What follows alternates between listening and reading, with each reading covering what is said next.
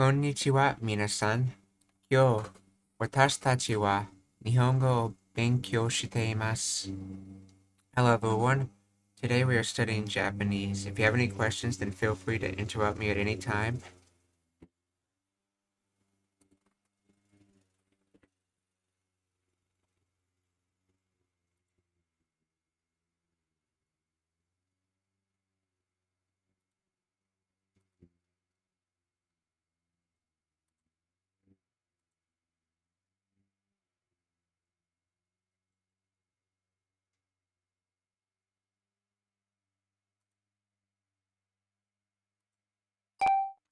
1、2、3、4、5。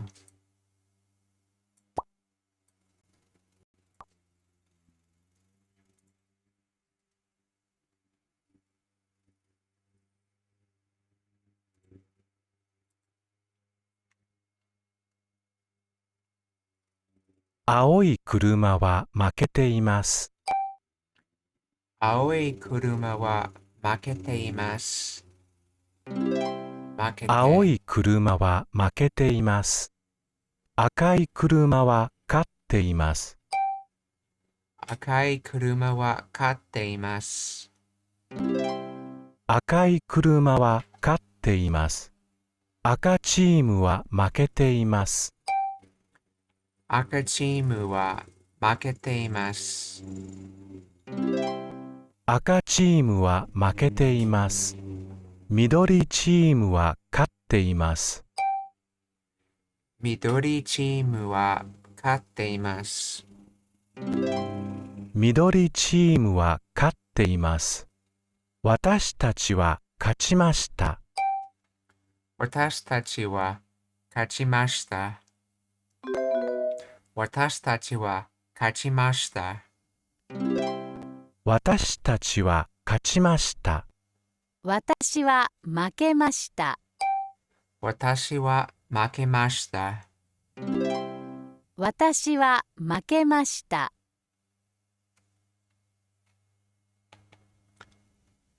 この部屋には新しいものはありません。この部屋には新しいものはありません。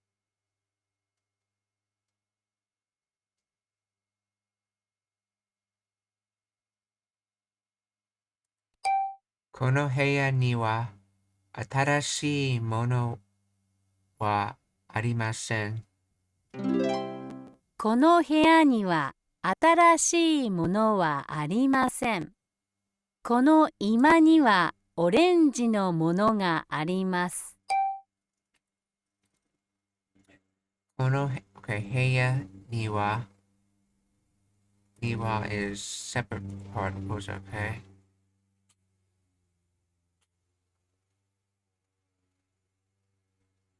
この部屋には新しいものはありません。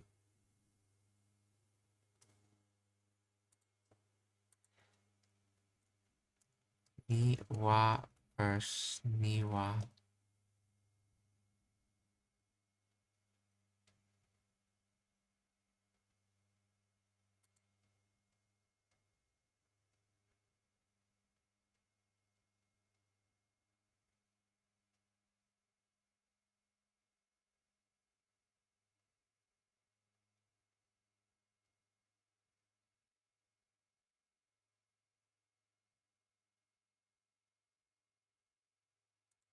Alright, first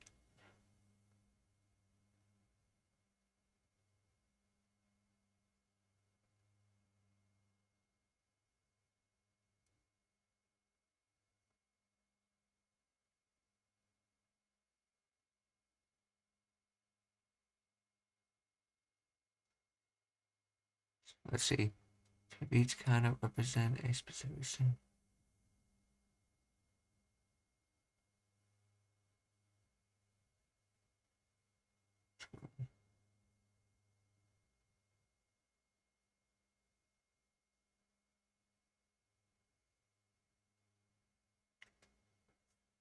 Hold on, there's a description I'm going through for.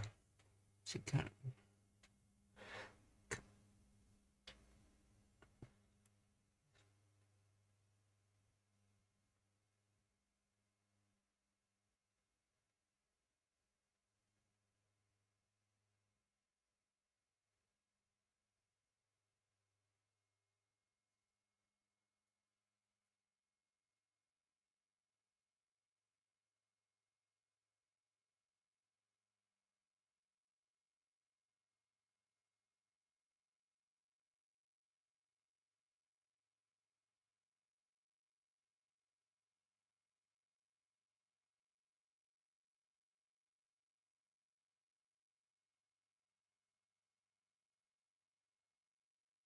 talking about modern kana and old kana. Any person who understands modern Japanese but hasn't seen old kana usage will look at kai gu wai and scratch their heads. Neither the gu or wa is pronounced as gu or wa.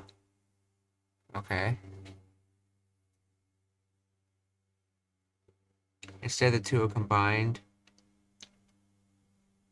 Combined indicate the sound ga, which seemingly should be written as ga.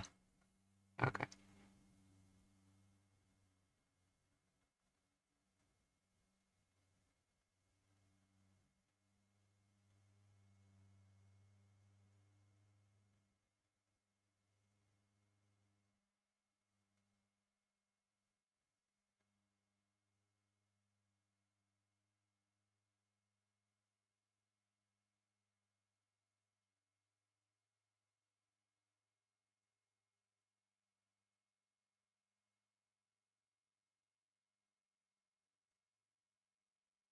So the main point in is, oh, if you have any questions, ask me. I'm trying to look for this.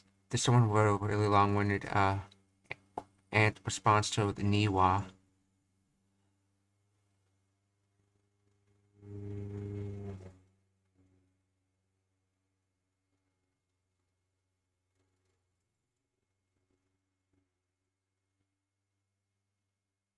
Apparently not. It's how they were talking about how kana has different sounds. The characters which you expect to have as only one sound, and you have to see how the kana are written and learn on a per word basis their sound.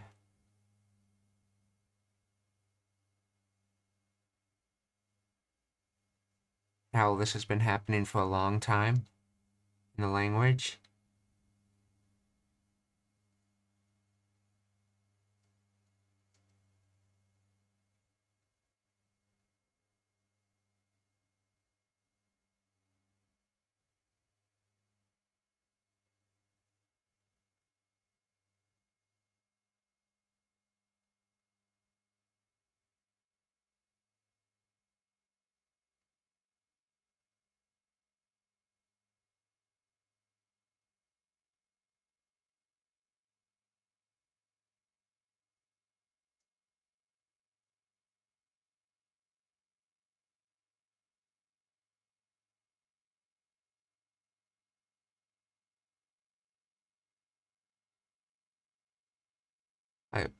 One Kamakura period scholar, however, by the name of Fujiwa no Teika, took it upon himself to make some rules as to how kana should be used, so as to get rid of the mess of spellings that had existed up to that point. He went back to old texts from the Heian period and tried to figure out the so-called original spelling of words so as to standardize kana usage on that basis. This meant, however, that the spellings used would not clearly indicate how a word would be pronounced because of the change in pronunciation that occurred over the period of time from the Heian to Kamakura. What Fujiwara was trying to do then was to standardize kana as a tool to write words with kana, not write sounds. He wanted the words etymological lineage to be clear in the spelling, regardless of how it was pronounced at a given time. Spelling would stay the same, no matter how the pronunciation changed over time. We have this in English too, as I said above. Consider the word color, spelled COLOUR.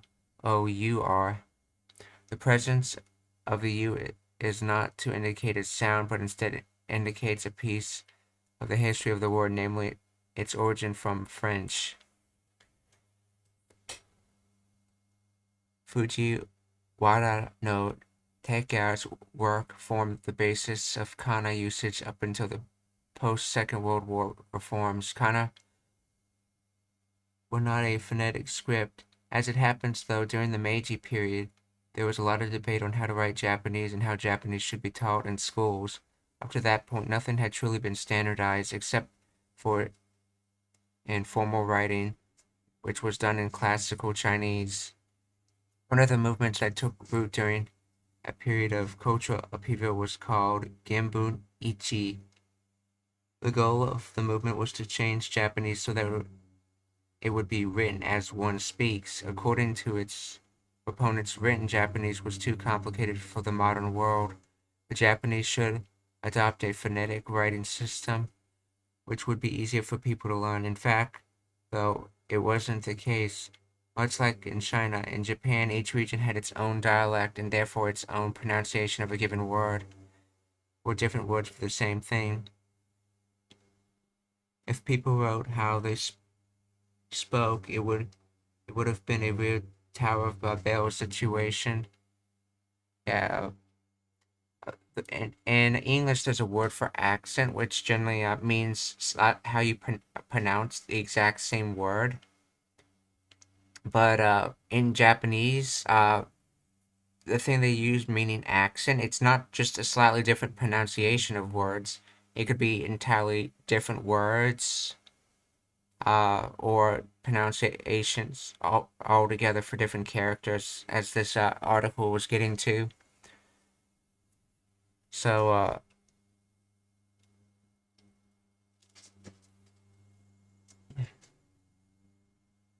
okay, so it would have been a real Tower of Babel situation, or would have required choosing a dialect base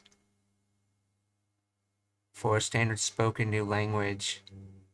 This was never really successful, and while Genbu Ichi proponents had a few virtues like eliminating a variety of variant kana called Hintaigana, and the establishment of the standard spoken language based on that spoken by Tokyo bureaucrats, the Japanese people never took a liking to the idea of phoneticism or the adoption of a Latin script. However, when Japanese lost the Second World War, everything changed. I touched upon this in one of my previous answers, but basically, the Americans, occupiers of Japan, owed a real dislike for the Japanese language. They thought the Japanese language, and specifically the act of memorizing Chinese characters, were tools used by the Japanese Empire to control its subjects and turn them into mindless drones. Perhaps that's a bit dramatic, but it's not far from the truth of how Americans viewed the Japanese at the time. The Americans then threw their lot in with the far-left reformers mentioned above. The plan was to adopt a phonetic writing system for the Japanese based on Latin characters. To that effect, they issued regulations reducing the amount of kanji that could be used, simplifying kanji and phoneticizing the heretofore etymologically based kana. See, these reforms were intended to be stepping stones to Latinization as a transition phase and not permanent. That's why when phonetic kana were adopted, a couple of exceptions were left, so as to ease Japanese take-up of the new style, as the vast majority of Japanese were opposed to Latinization. One of the relevant exceptions was the topic article wa, as you know, gets spelled with the character ha when it's a particle, and it's pronounced as a particle as wa, and as a word it gets pronounced as ha. The other one is with the object marker o, which is spelled with wo, but when it's said as a particle, you just say o.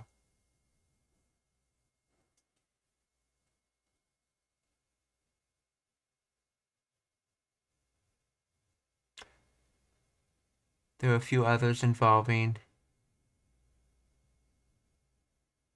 do and zoo, but we'll ignore those for now. The Americans came to the conclusion that changing wa and wo would just be too radical and confusing, given their fundamental nature, and excite anger in the Japanese, hindering the eventual move to Latin script. As it happened, the Americans were forced to abandon their Latinization proposal, as the Japanese public and scholars of the language completely opposed the change. The half-baked reforms meant to be temporary were frozen in time and remain to this day, leaving kana neither neither wholly phonetic nor wholly representative of words etymology.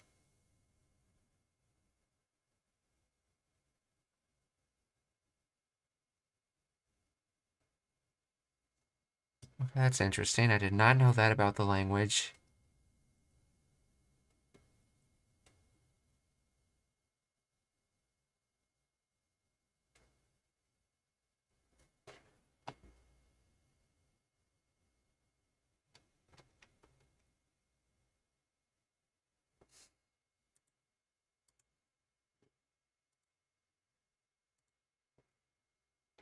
So let's see.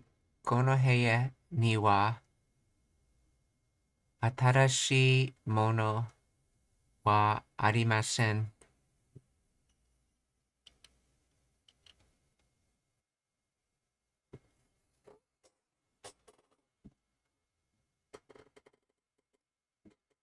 この居間にはオレンジのものがあります。この居間にはオレンジのものがあります。この居間にはオレンジのものがあります。この家の中のものはすべて小さいです。この家の中、家の中のもの。Okay, so house, things,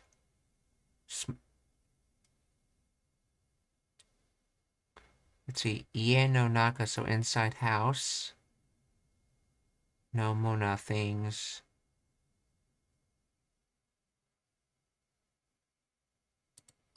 この家の中のものはすべて小さいです。この家の中のものはすべて小さいです。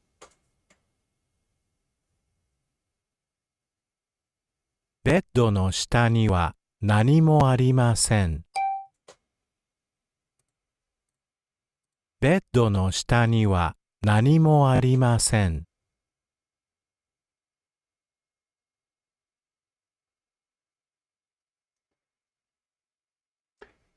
ベッドの下に、OK、ベッドの下には何もありません。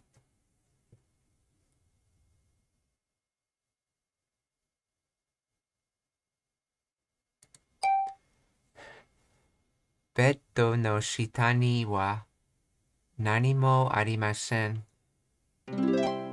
ベッドの下には何もありません。テーブルの上のものはすべて青いです。テーブルの上のものはすべて青いです。テーブルの上のものはすべて青いです。会社には何もありません。会社には何もありません。会社には何もありません。会社には何もありません。会社には何もありません。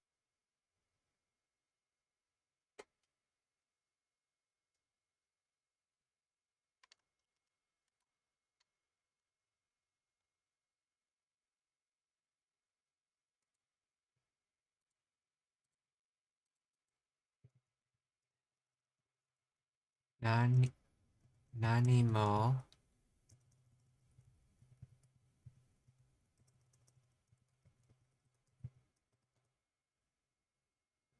Not anything, nothing at all, yes.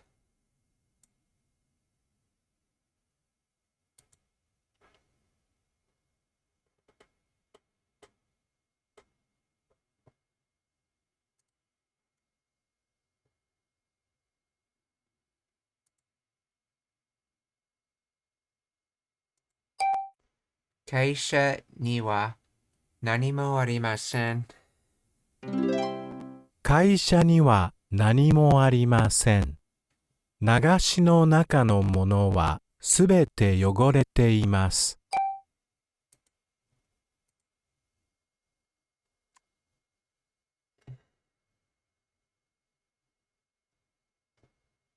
This is essentially saying nothing at all.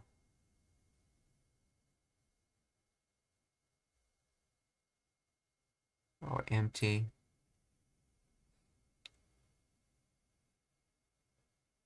Or maybe it's like everything does not exist. So empty. Okay.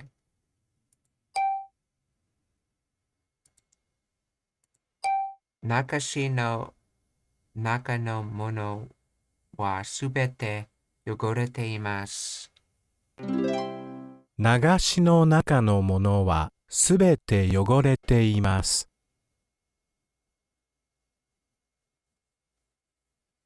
僕はいくらお金を持っているのかわかります。僕はいくらお金を持っているのかわかります。僕はいくらお金を持っているのかわかります。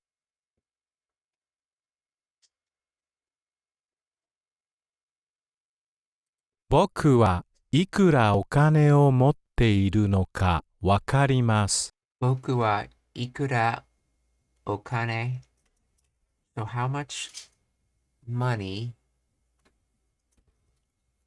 持っている Okay, you have, and then no ka.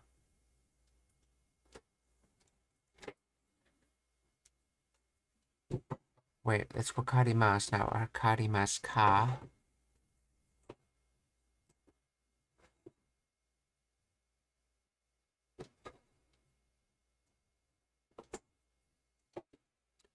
I heard, okay, so I was looking into no ka, and it said it's used the same way as the ka particle, but it's a indirect question.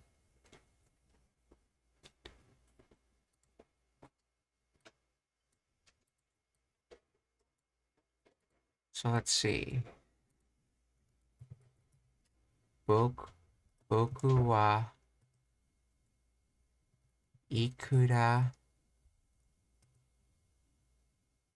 o kane o motte iru no ka. If I get rid of the no, that's how much money do I have?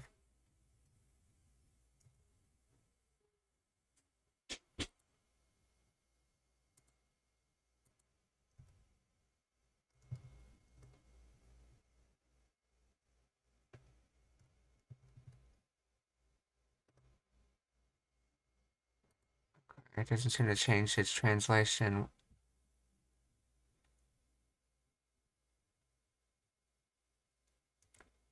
Wakarimasu.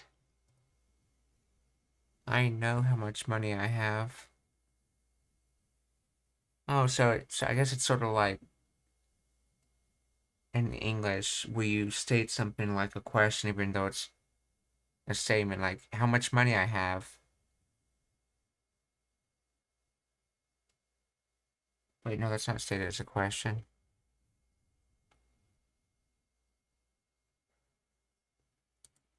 Let's look into this now. The no ka, no ka. Indirect question is what I heard it was called.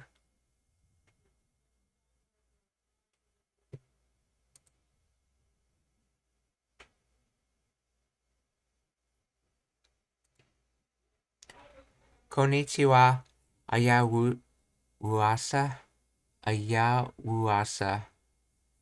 Genki desu ka?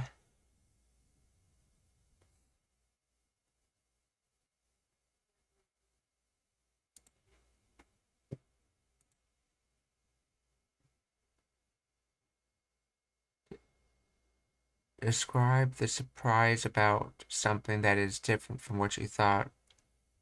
Lower your voice at the end of the sentence. Okay, so what? No ka grammar?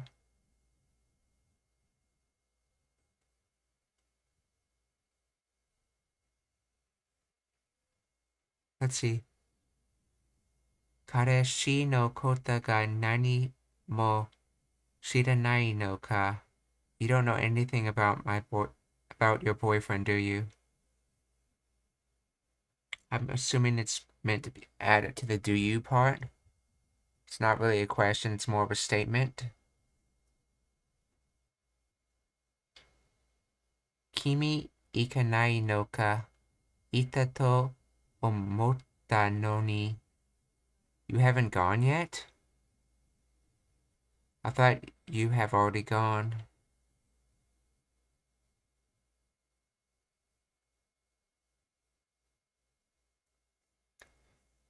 Mare reporto wo teishutsu shinai no ka kino ha shimekiri datta yo. You you haven't submitted the report yet? Yesterday was the deadline. Okay, so according to this, it seems to be used to when you say a question, but it's not meant as a question, it's meant as a statement. That's how they seem to be using it.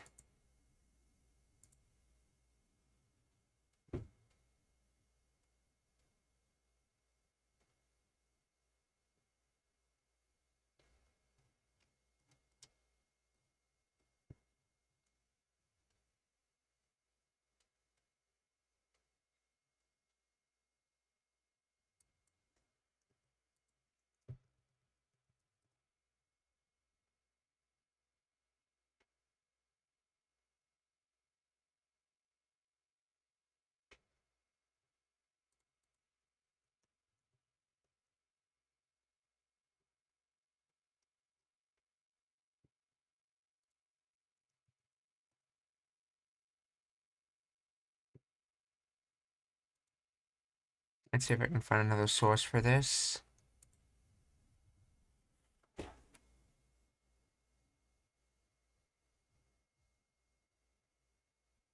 Okay. Yeah, it is then. Okay, oh, by the way, no after a verb makes it a now. So it's like boku wa huge noun no ka wakarimasu. The ka here adds the nuance of uncertainty. Oh, so you're saying this no and no ka is a normalizing no?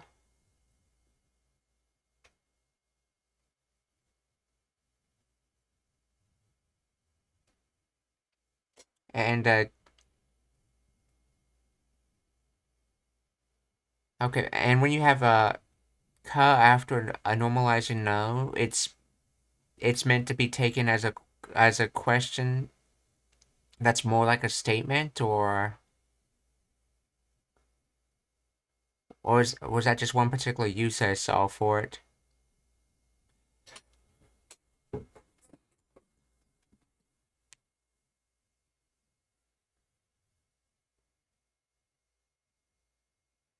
So you said it was a normalizer, okay. Embedded question, expressing doubt.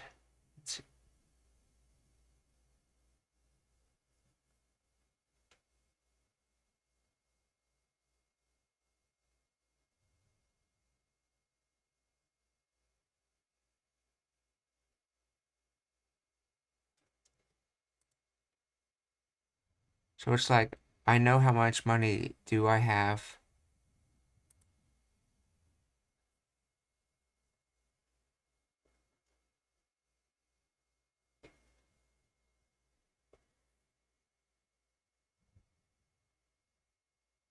Wouldn't it be more accurate to say, I know how much money I have, as far as translating into English? Or are you trying to get a more literal definition of it?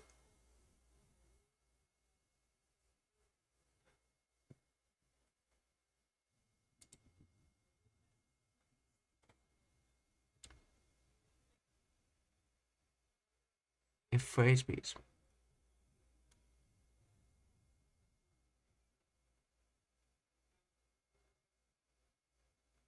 Okay.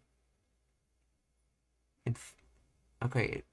Noka is simply a way to ask an indirect a direct question, but with a slightly different nuance to the question mark or ka alone. It tends to imply that the questioner is doubting the object of the question, where ka or desu ka, etc. are more neutral.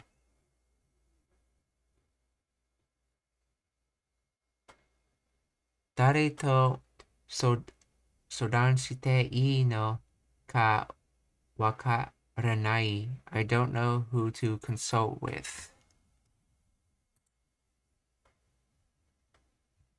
Oh, that's when it's at the end of the sentence by itself.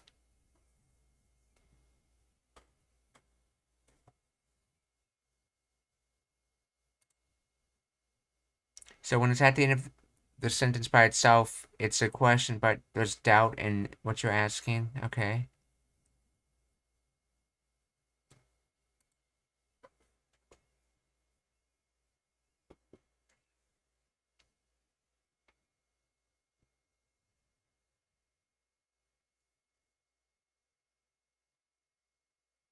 So, in this sentence up here, would it be more accurate to say, I believe I translate to, I believe I know how much money I have? Because you said the ka was to express uncertainty when it's in the middle of a sentence and not actually ask a question.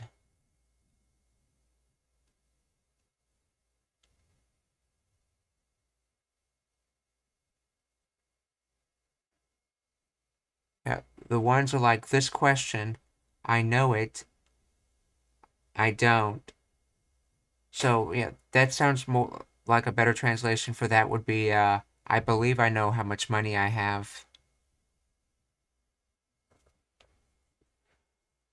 Without the ka, it is like this fact I know it. Wait, without without the ka, it is like this fact I know it, I didn't.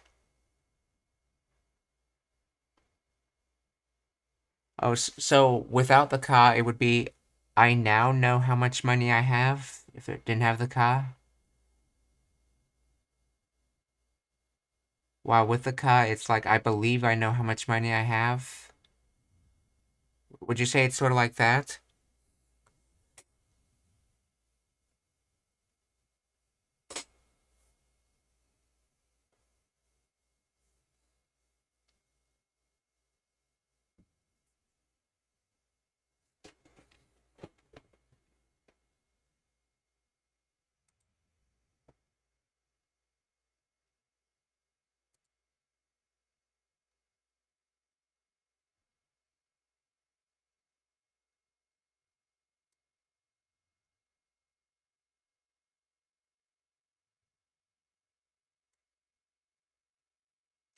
Like ikura or nanko.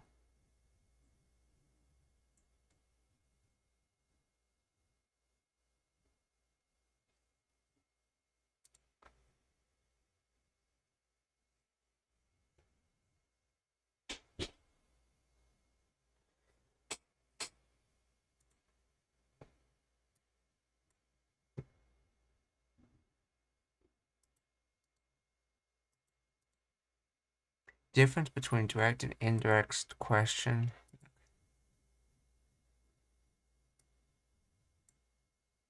I'm not sure what you're saying with that last with ikura and nanko.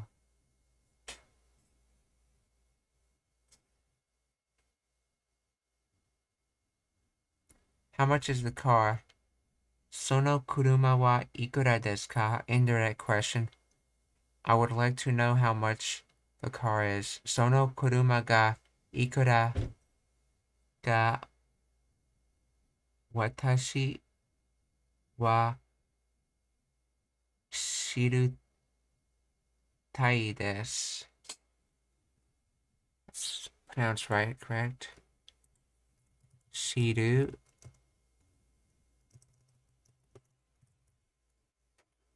Shiru.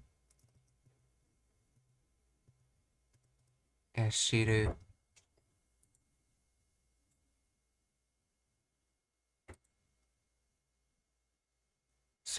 Sono kuruma ga ikura Oh, ikura ka. Okay. Sono kuruma ga ikura ka. So how much? Watashi wa shirutai desu. I would like to know how much the car is. Direct questions are often used amongst friends and somebody close to you, such as people in your family. On the other hand, indirect questions are used to be more polite.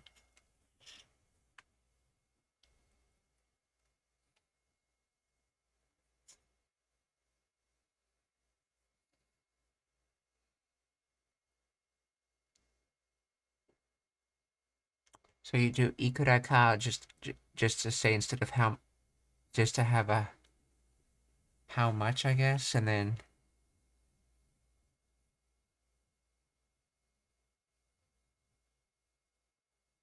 see, watashi wa shirutai desu. So I want to know.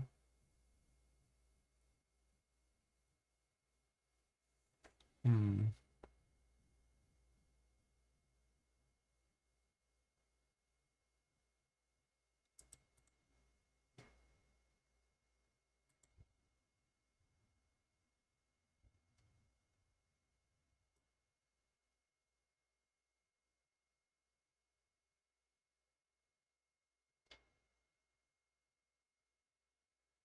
Phrase that is focus excluded by using no cuts embed, which means there has to be something both before and after it in the same sentence, hence no-ka notation. However, despite the nuance in the previous example, no-ka is used in an embedded question if it doesn't have quite the same rough feeling. Inu wa tsukarete no-ka yoku ni natta. The dog maybe haven't gotten tired. Lay down.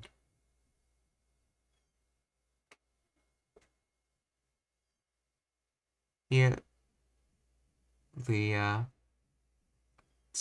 tsukareta no-ka part is essentially an embedded question saying the dog got tired, or if we interpret the explanatory feeling of the no particle a little more loosely, we can say the dog got tired, as in question mark. And the no-ka pattern, the part before the no-ka is typically some possibility that may or may not have actually happened.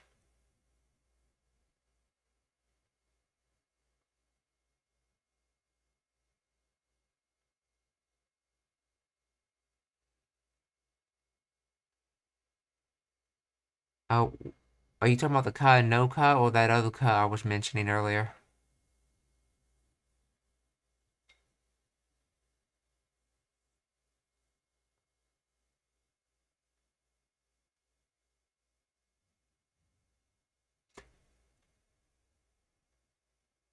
The feeling of no particle.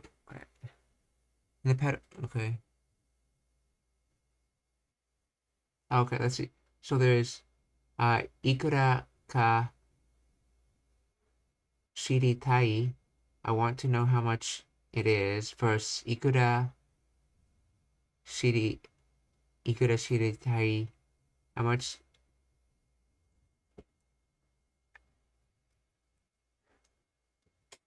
How much do you want to know? The ka cuts the thing.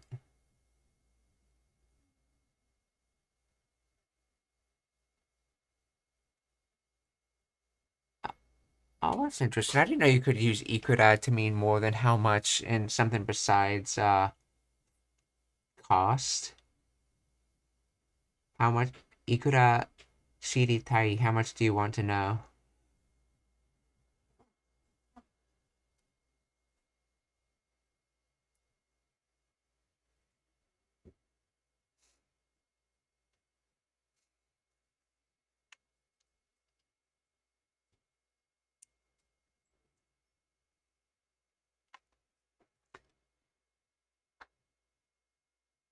And okay, and the implication is that this possibility may have been the reason for what follows. So in the above example, the dog lay down, and And the reason the dog did might be because it was tired.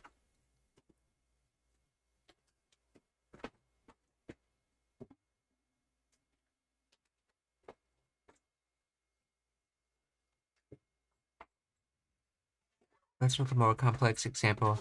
彼は今日嫌なことがあったのか、ただ座って黙っていた. He simply sat quietly, perhaps because something bad happened to him today.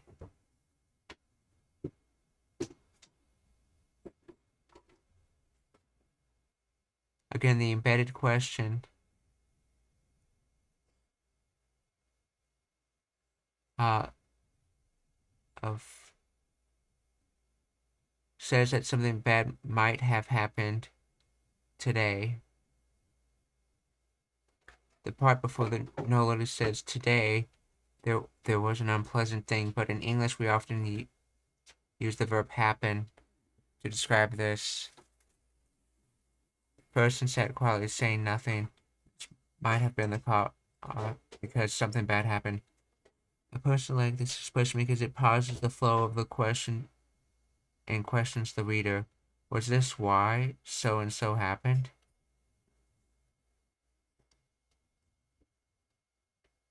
So, basically uncertainty in the first statement.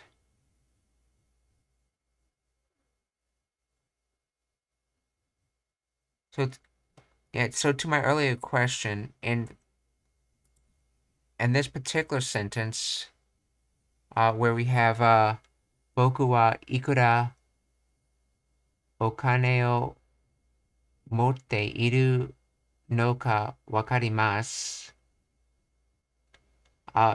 He's expressing uncertainty in his ability to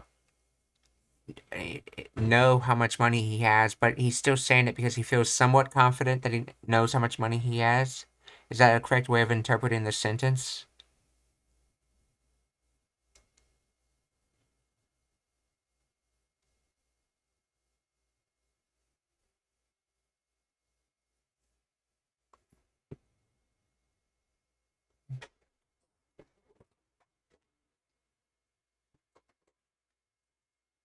Kind of, okay.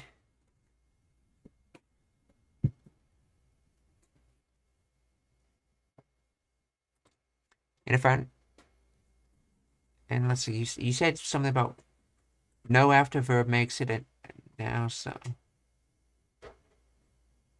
Okay, yeah.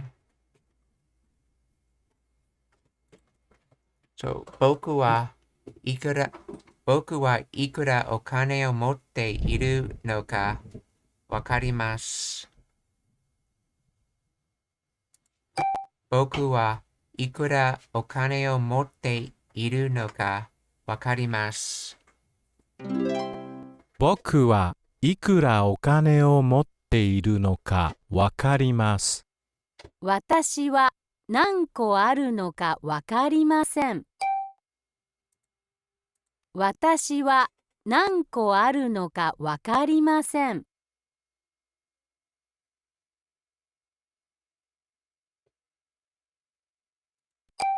私は何個あるのかわかりません。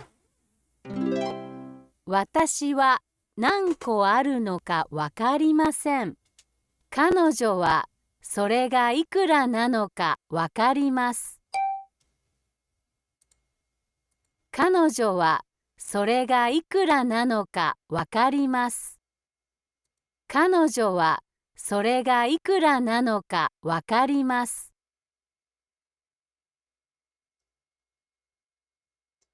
彼女はそれがいくらなのかわかります。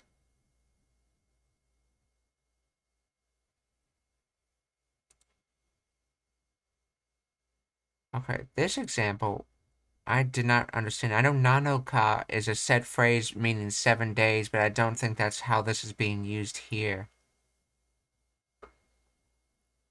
Why does this say nanoka here? Do you have any idea about that?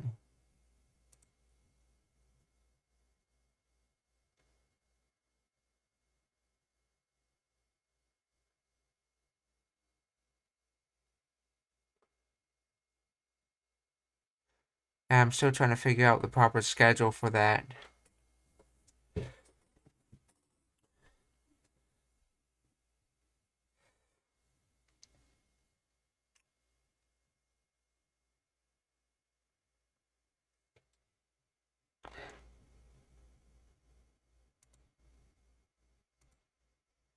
Okay, so in this sentence, 彼女はそれがいくらなのかわかります。I'm not really sure how not relates in that nanoka at all. 彼女はそれが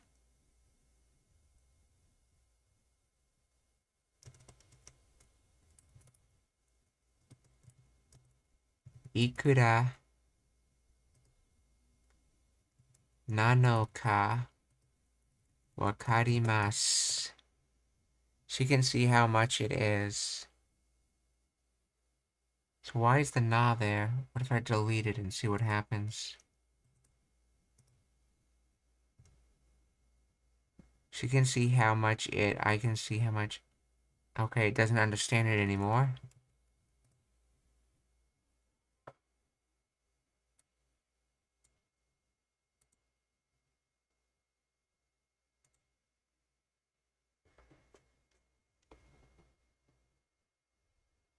Okay, so na is da, and no ka is the thing you're studying, okay?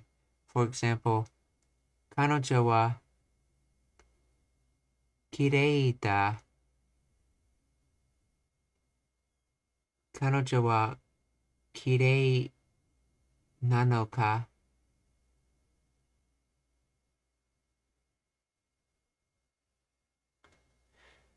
So, okay, so it's essentially da when you want to add, wait, no. 彼女は綺麗なのだ.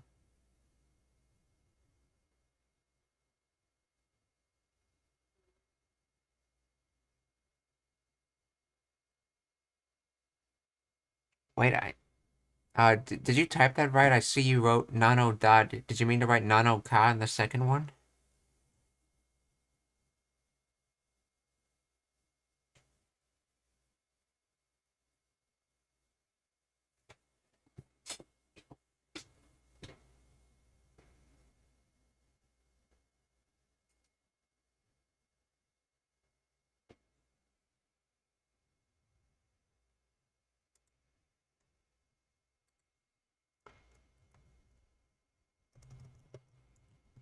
Da particle.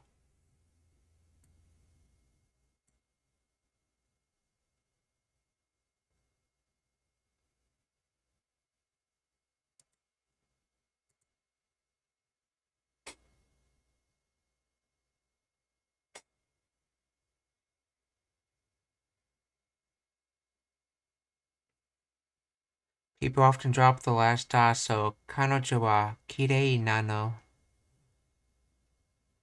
But you're saying in this example here, where I have nano ka, if the no ka was not there, it'd be ikura da instead?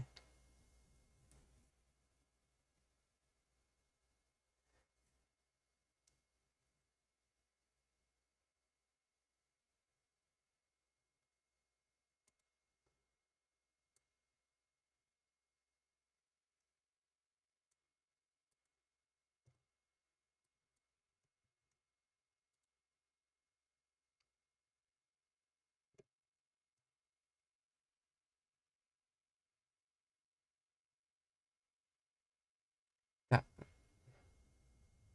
da versus des. Da and des are everywhere in Japanese and get into, okay.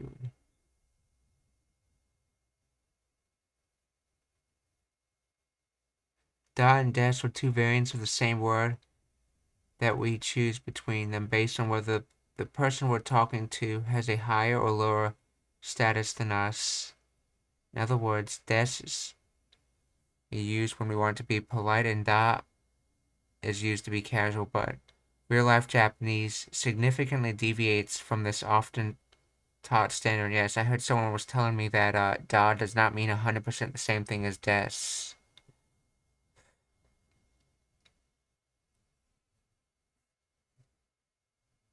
Textbook rules for des and da can leave us scratching our heads when we hear native speakers of Japanese breaking these rules left, right, and center. This is a huge problem for language learners. How can you learn to use a grammar structure if the rules you study are full of holes and exceptions? Okay.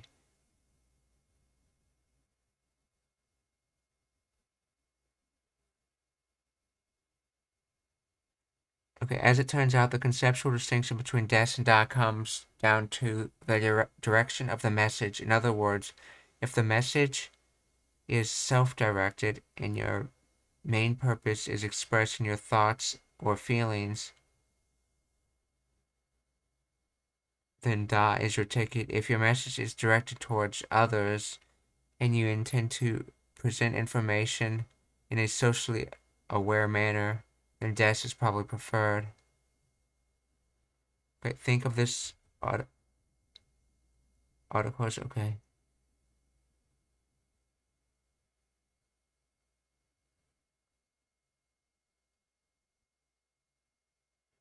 Wait,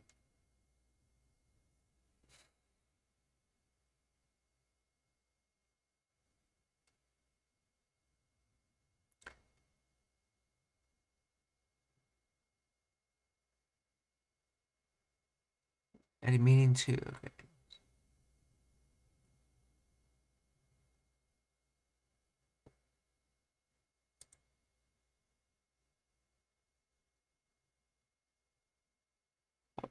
No, what the article was pointing out is that that's the textbook definition of da and des and not how it's actually used. And I was looking into how it was actually used.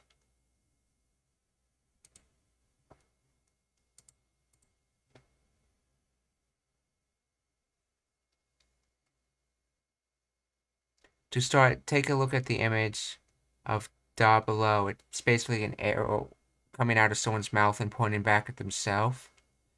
As you can see, the speaker is surrounded by a bubble, which would be called personal space. When a speaker makes a statement ending in da, the statement stays within their personal space and thus is made without much attention paid to larger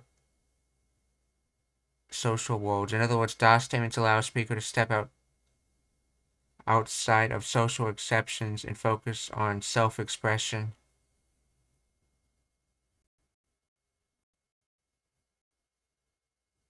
Right, so in other words, da statements allow a speaker to step outside of social expectations and focus on self-expression. Now let's turn our attention to the concept of des. Okay. In this image, which basically shows someone saying des, air coming out of their mouth into another person. Image, you can see that the speaker's statement leaves their personal space bubble and reaches towards another person. This shows that the speaker focuses on the listener and the social situation that they are in when they are speaking.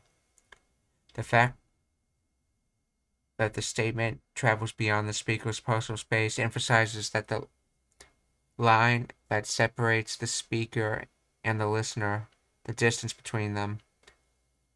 This distance raises the level of politeness, which is why we think of des as being more polite. At this point, our concept of des and da might feel a bit fuzzy or vague, but not okay.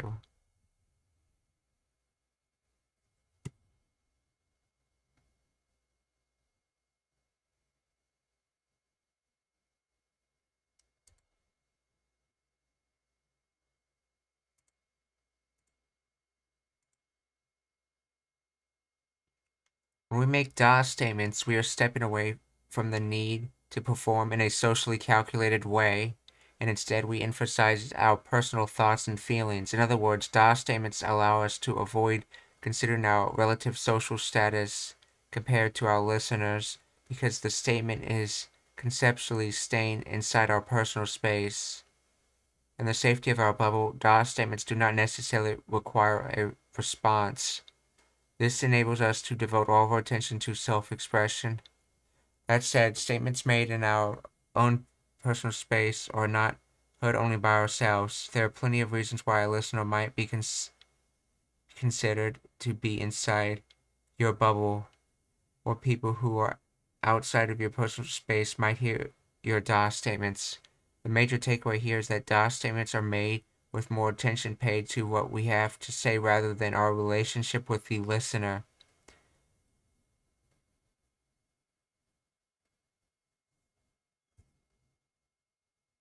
Okay, DA for empathetic self-expression. Okay, statements that end in DA can be used to express thoughts and feelings that arise suddenly or powerfully within us. These kind of statements are self-directed, and thus we can imagine that they remain inside our personal space bubbles when we say them. Contrary to what you may have learned in textbooks, DA is commonly used to express your inner state when speaking in the presence of someone to whom you'd usually use a more polite speech style like des or immerse. This is because your use of DA communicates that the purpose of the statement is self-expression and not actually directed at the listener, even if they are within earshot. Let's examine a few variations of this concept. Imagine you're sitting in your favorite ramen shop. You just finished your meal and you're happily patting your noodle-filled belly. As you stand up to leave, you see a mouse skitter across the floor into the kitchen, filled with a sense of sudden surprise and perhaps disgust. You might say, "You, Izumida, you a mouse." Whether you're eating with your boss, whom you usually address with the polite des and ma speech style, you are eating all by yourself, this would be an appropriate expression. More than anything, the intention of such an utterance is to express the feeling of surprise that rises up within you at the sight of the mouse. However, self-expressive DA statements do not necessarily need to be triggered by a surprising event such as a mouse sighting. Imagine you are happily skipping along on your way to school when it suddenly dawns on you that you have a kanji test that afternoon. To express your feeling about this sudden remembrance, you could say, "Yabai tesuto da." Oh no, there's a test.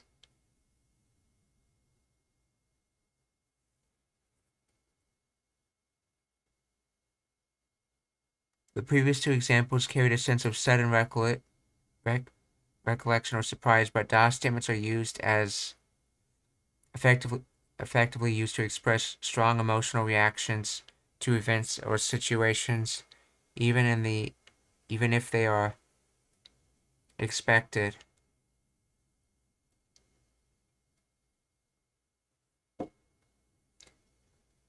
Since you forgot to study for your kanji test, it is no surprise that you got a lower score than you wanted. When your teacher hands you back your test and you see your failing grade, you might mutter to yourself, "Ah, mata." How do you say that?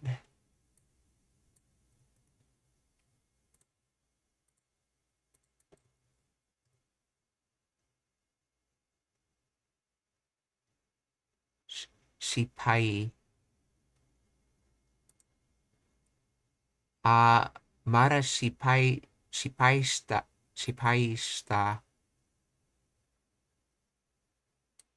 So let me just put that full phrase in.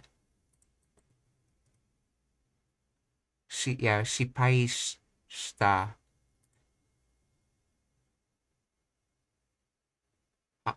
So, mata shipai shita. I failed again.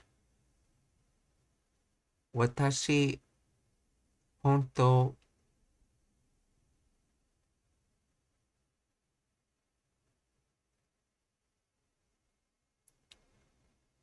Oh, baka da. Wait, baka is... They wrote baka in katakana? So, watashi honto baka da. I'm so stupid. With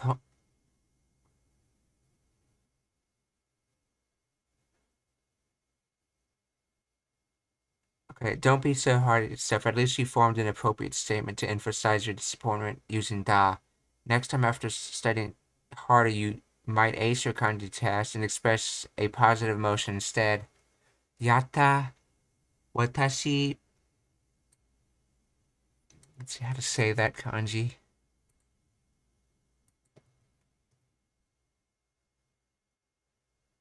Tensai.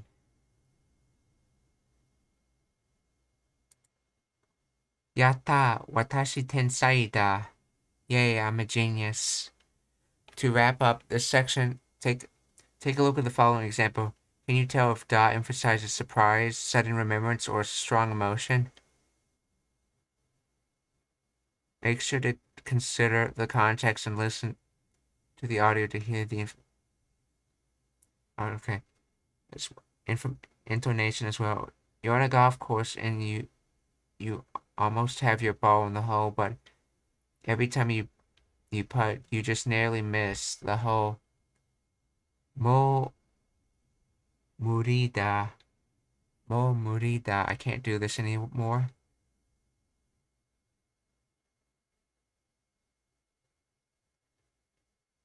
You're on a long drive and gotten a bit lost. You pass the top of a hill and see the ocean spread out in front of you.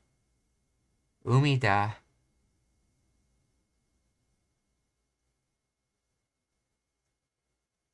You're at home and you're getting ready for bed. You catch a glimpse of your calendar and say, Ah, kyo okasan no tanjoubi da. Oh, today's my mom's birthday.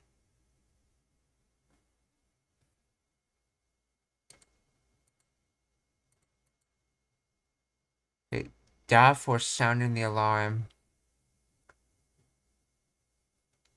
There are some cases where it's not clear whether a da statement should be considered self-directed or directed at others. For these examples, we think it is useful to imagine that the speaker's personal space bubble has expanded to include the listeners inside of it. Let's take a look at an example to clarify this point. Let's see, how do you say that?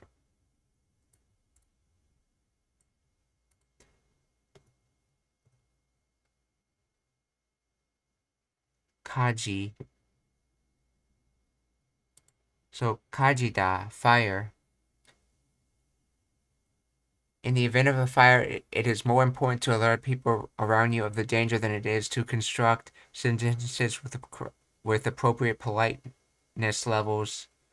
With its emotional, forceful feeling, da catches people's attention and alerts them to the urgency of the statement. Of course, the speaker's tone of voice plays a huge role in this too. With the statement, that word was kaji, okay.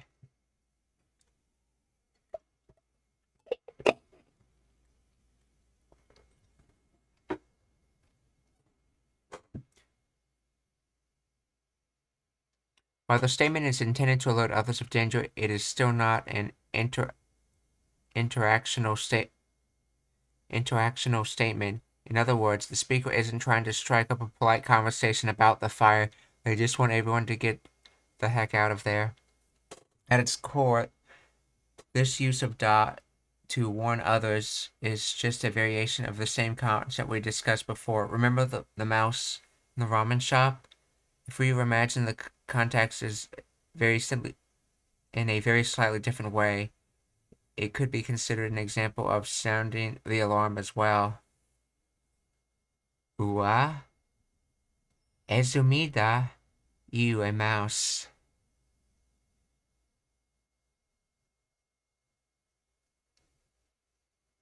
Oh, I was saying that wrong. Nezumi, not Ezumi, Nezumi.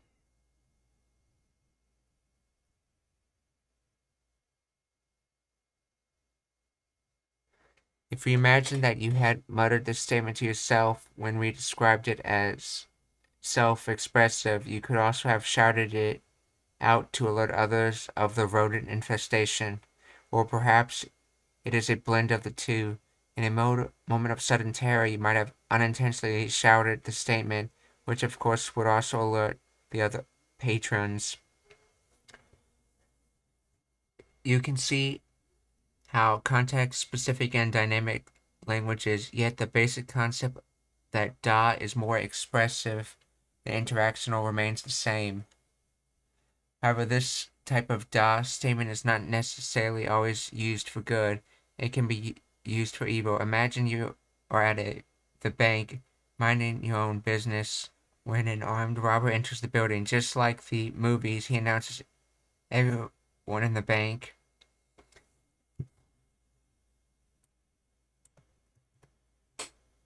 Let's see.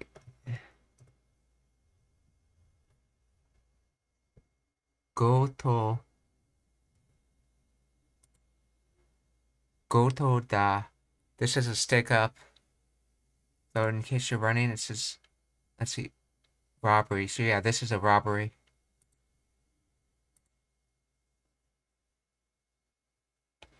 Let's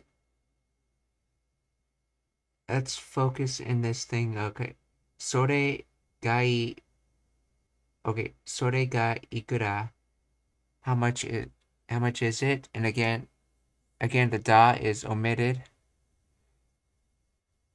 Ikura is an adverb that modifies the implicit da. To normalize it, you need to change da into na, so it becomes ikura nano.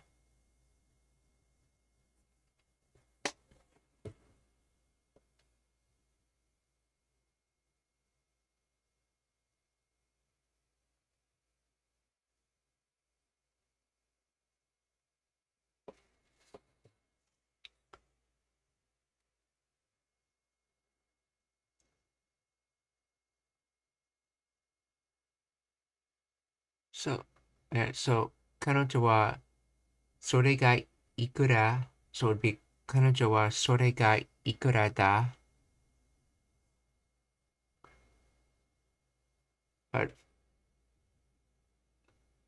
but uh but since they wanted the sentence normalized because we have wakarimasen after it, they added the no, and then they had to change the da to na because that's what you do when you normalize it with a da on the end. And then afterwards it's adding ka because I believe since it's you're not 100% sure but you're pretty sure. It's the impression I'm getting in that sentence. So it'd be like see, she knows she knows the price. Well, actually, no, I believe she knows the price. What would be how you'd say it in English to try to express the doubt of the ka. Or I believe she knows this item's price.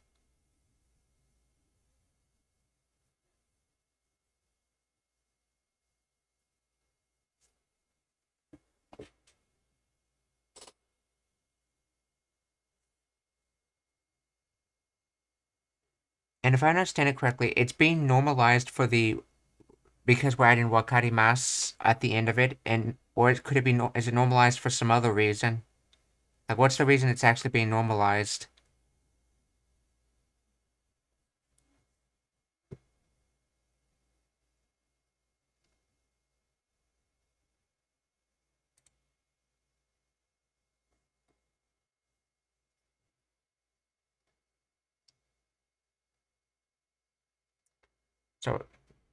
So, in that bank robber, well, let's see, because of the wakaru at the end.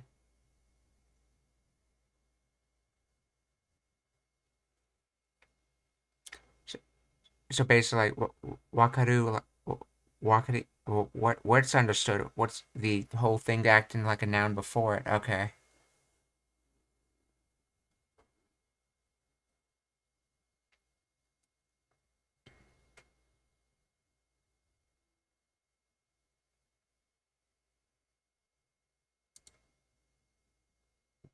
So in that bank robber example, it seemed to imply since bank robbers don't want a response, they use da at the end of it, because they're basically shouting a statement out to everyone, no response expected.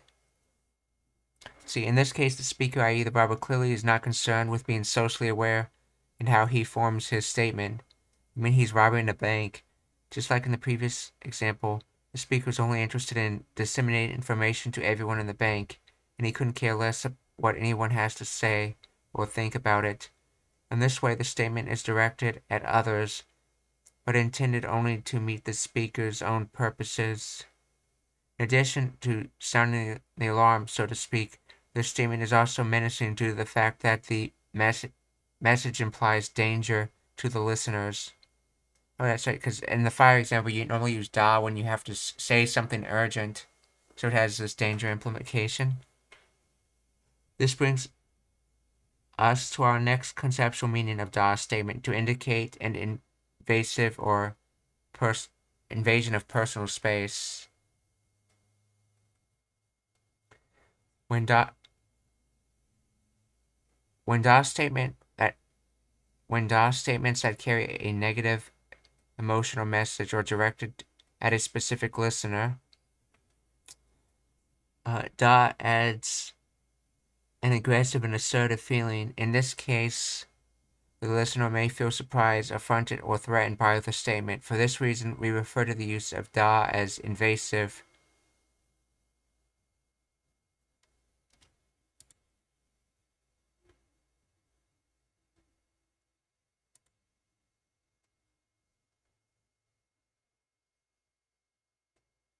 Thank you, anonymous gifter, for giving that sub.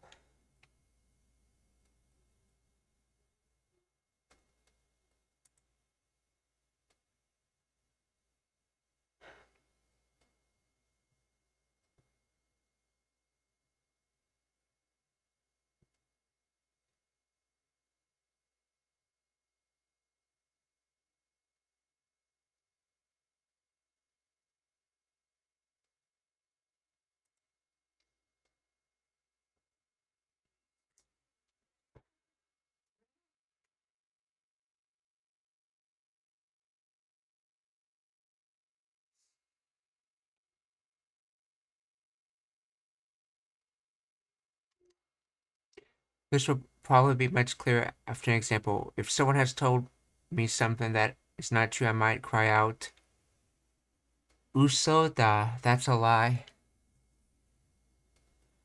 While the statement is clearly motivated by the actions of a particular person, the use of da suggests that the statement is not intended to engage the listener in discussion. While it is directed at the speaker in the sense that it is intended to have an impact, it is stripped of all feeling of social responsibility or concern for the other person's point of view. The purpose is to express the speaker's outrage, not to start a conversation. The one-sided nature of this statement is what gives it an assertive or even confrontational feeling. Although the statement is one-sided, it clearly still has an effect on the listener. Invasive da statements can be used to invade a listener's personal space, similar to the way someone might stand intimidatingly close to another during an argument. This idea is illustrated above with the boxing glove speech bubble. Okay, yeah, I see.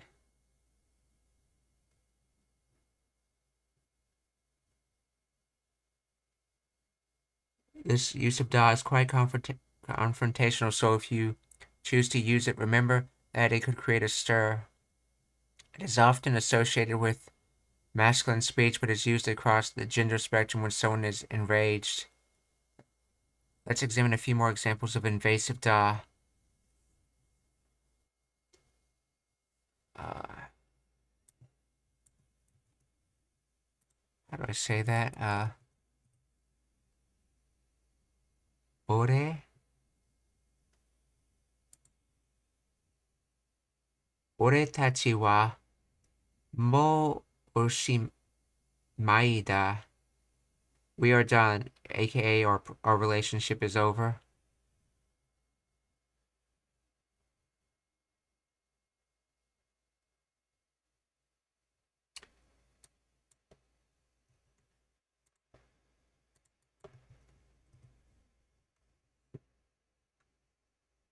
Su.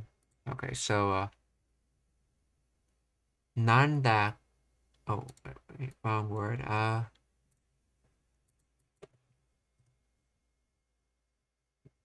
Tensu.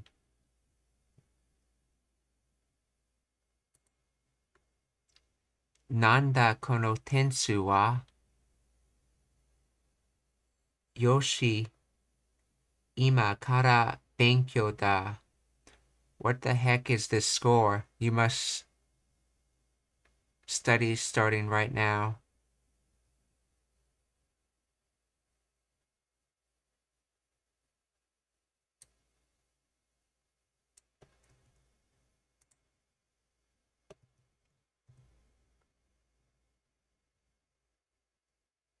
Han. Okay, so Han. And that word is pronounced as.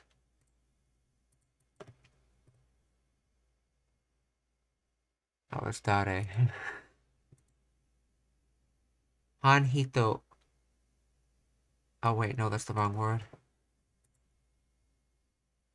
But,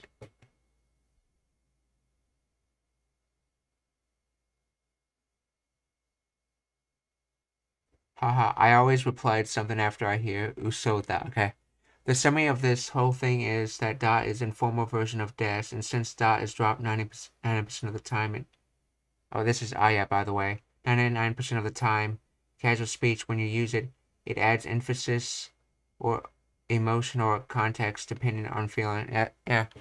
I haven't studied much of da at all, so I have no concept of how da gets used, which is why I'm going through this article, because this is a really nice article on how to use da correctly.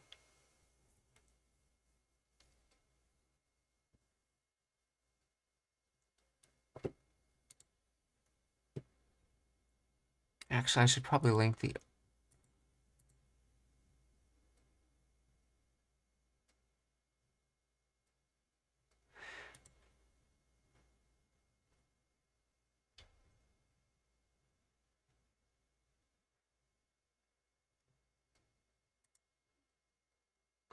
Yeah, so far the first one was when you're basically talking to your self essentially. You're not trying to particularly focus a message at anyone. You use da. The other is when you want to be aggressive.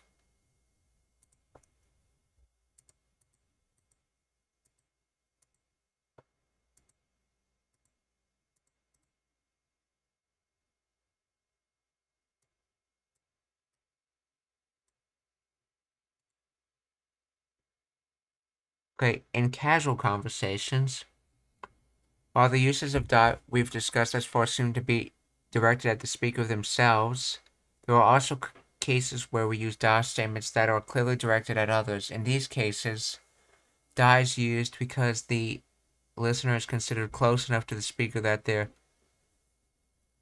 relative social statuses are not relevant or worth paying attention to by using des. Perhaps you are speaking to a friend, family member, or a friendly first name basis type of acquaintance. In these cases, yeah, in case you didn't know, in Japanese, people often refer to each other by their last names unless they know each other better, in which they start referring to each other by their first names. And last name being family name, and first name being given name.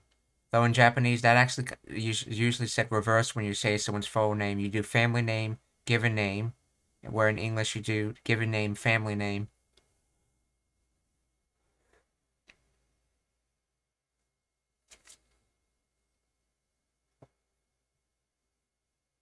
In these cases, we can imagine that the speaker's and listener's personal space bubbles overlap like a Venn diagram.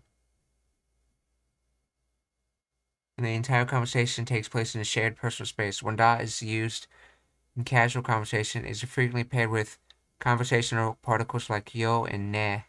Remember that when da is used alone, it can convey a feeling of strong emotion, while our particle friends help to make the statement sound softer and more interactional.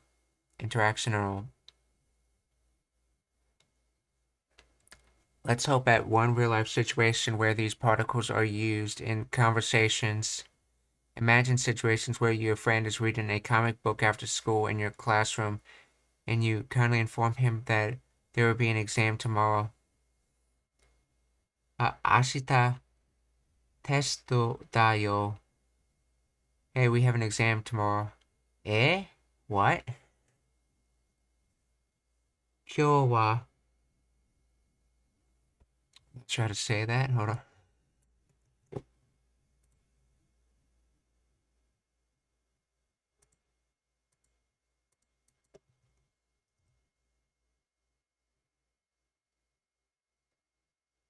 I think it's pronounced Teya. Okay, so Kyo wa Teya dane. It's going to be an all-nighter for you. In the sentence above, the inclusion of the particles help the listeners know the speaker is directing the statement towards them, and it is appropriate to respond. For example, by saying "Ashita testo da yo," you are reminding the listener of the test. If this is stated without the particle yo, this would sound more like a da statement intended to express the speaker's sudden remembrance of the test. Similarly, saying "Seiya da ne" allows the speaker to show her empathy while suggesting the listener should study all night. Without the ne, this sentence would sound more like a strong command.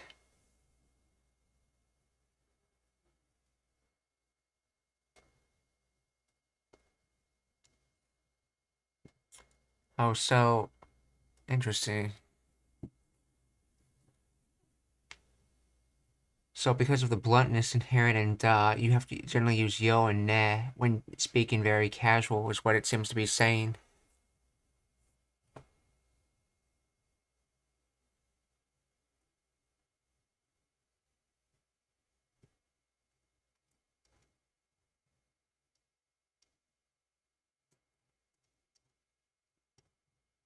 Oh, interesting.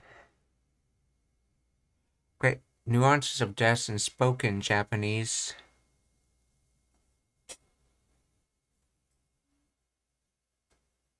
Da statements are directed at the speaker rather than the listener and serve to communicate self-expression. They are used to convey emotions, among other things. On the other hand, des is used to direct a statement at a listener, showing the speaker's awareness of them. Remember the conceptual image of des were introduced at the beginning, yet talking to someone? In the picture, the speaker's statement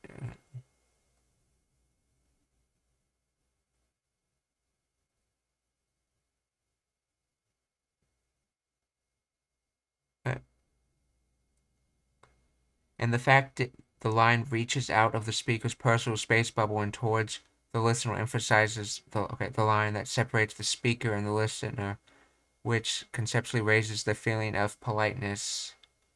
This is why we almost always use des to talk to strangers or people we have just met, regardless of their age or social status. When there is a distance between the speaker and the listener, we tend to use the polite form like this. When it comes to conversations with acquaintances, however, the choice of speech style can be more than a simple decision because the different nuances it creates. In the following section, we will examine how distance plays a role in these different nuanced uses of des. As you already know, using des increases the distance between people, which results in their relationship feeling more formal. Des is part of the polite speech style in Japanese, along with the masu form of verbs. This stands in opposition to the casual speech style, which da is considered to be part of. So, even though using polite speech such as des with someone older than you or in higher social position than you, it is a rule of thumb in Japanese society. You see people shift their speech style from polite to casual even while in conversation with the same person. So why do people break the rules? Let's examine some situations, in which this shift in speech style occurs. Imagine that you are talking with your senpai at work. He might offer you permission to use tamaguchi. Tamaguchi consists of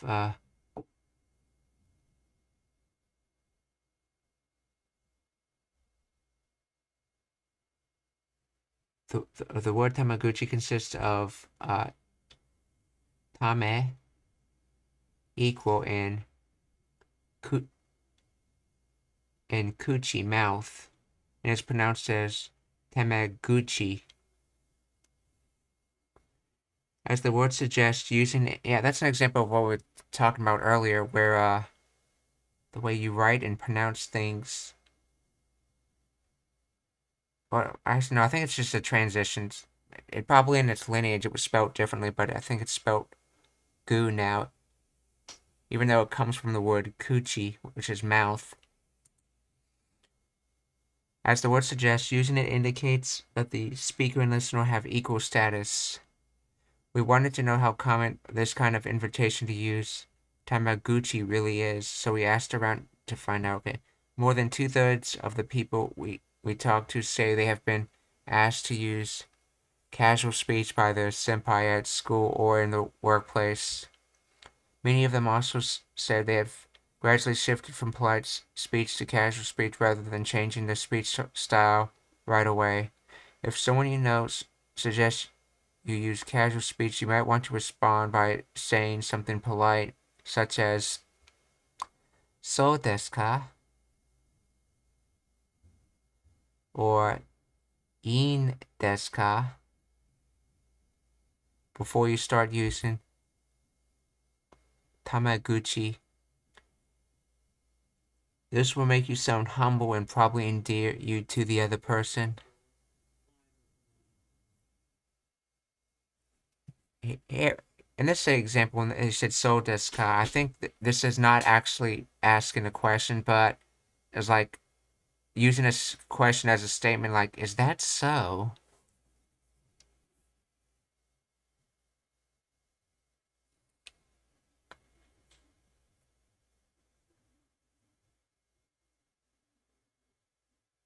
So, これ、何の書類ですか? Excuse me, could you tell me what the documents are for?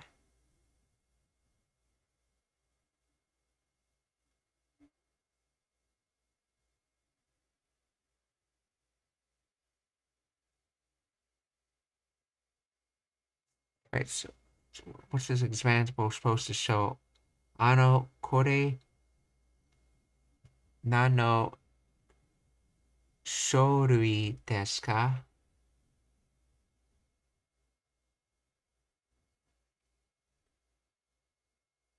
Uh, 敬語じゃなくていいよ。堅苦した目口です。いう Mommy, you don't have to speak so politely. It feels too formal. Let's talk more casually.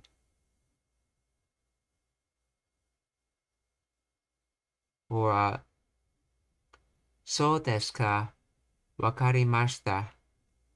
じゃあ、じゃあ、そうするね。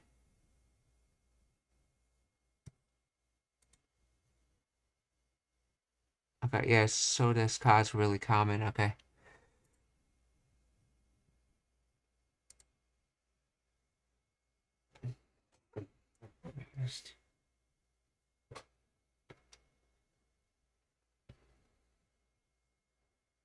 Okay. If someone asks you to use Tamaguchi, it is likely that the person wants to be friends with you. Or Tamaguchi can also be a sign of romantic interest, depending on the situation of the person who is asking you to be more casual with them. You have the choice of whether or not to reduce your social distance with them. In fact, more than half of the people we asked about their Tamaguchi experiences said they tend to reject this kind of offer. This shows some people believe using Tamaguchi is one way to get closer with people, while other people feel uncomfortable about reducing the social distance. Between people who are roughly the same age, it is common to gradually shift from polite style to Tamaguchi without asking one another for permission. There are other situations where people mix casual and polite speech styles from the very first time they meet. Good examples of this are go gokon, group dating parties, shingan, welcoming parties for college freshmen, or other situations where there is an underlying consensus that people are there to get closer with one another. If the goal of the relationship is to be friends, it makes sense to start off more casual footing. As you can see, the way Japanese people use polite speech is closely related to their desire to regulate social distance. So what it seems to say is either A, if you're in a situation in which you're trying to get closer with someone, using you might reduce politeness level, and what it was saying earlier was that the person may use a mix of polite and non-polite speech to sort of be on a politeness spectrum, is what it seems to be applying in that long explanation.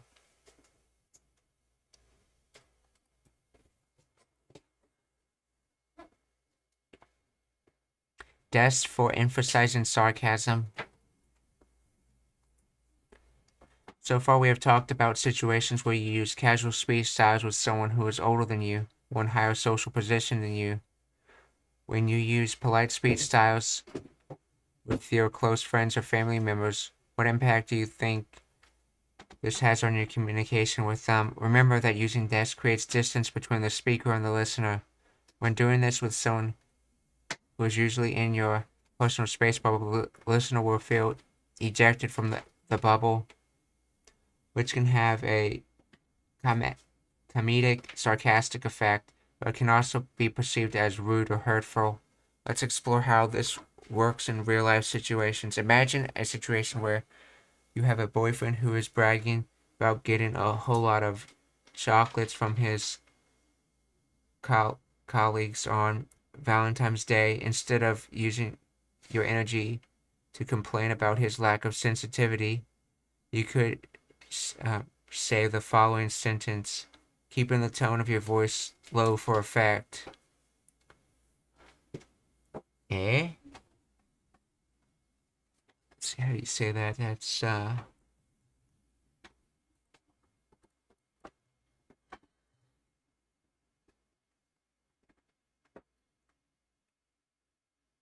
yo. Or was it yoi? I think in this case it might be yoi. Yoi katta desu ne.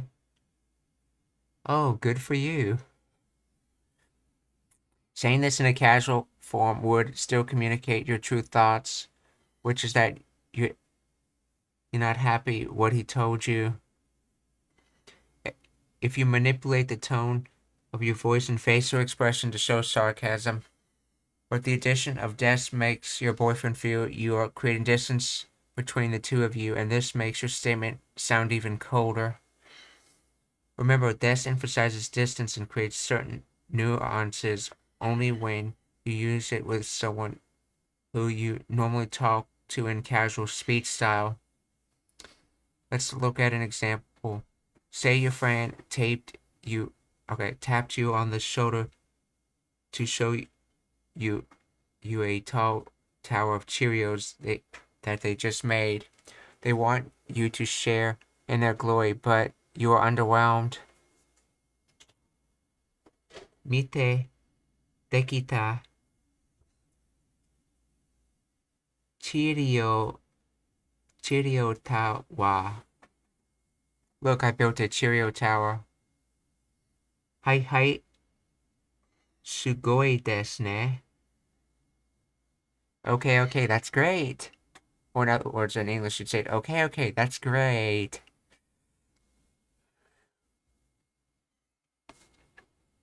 So, hai, sugoi desu ne. Again, you create a sarcastic tone by changing your voice quality and facial expression. Saying this with des emphasizes the fact that you are actually not impressed with the tower. This can also be a friendly joke since you sound like you're imitating an elementary school teacher giving a compliment to a child. This point will be discussed more in the next section. Okay. If you're not careful, however, this sarcasm can be interpreted as being condescending and rude. For example, imagine you're in a heated tennis match and your opponent says to you,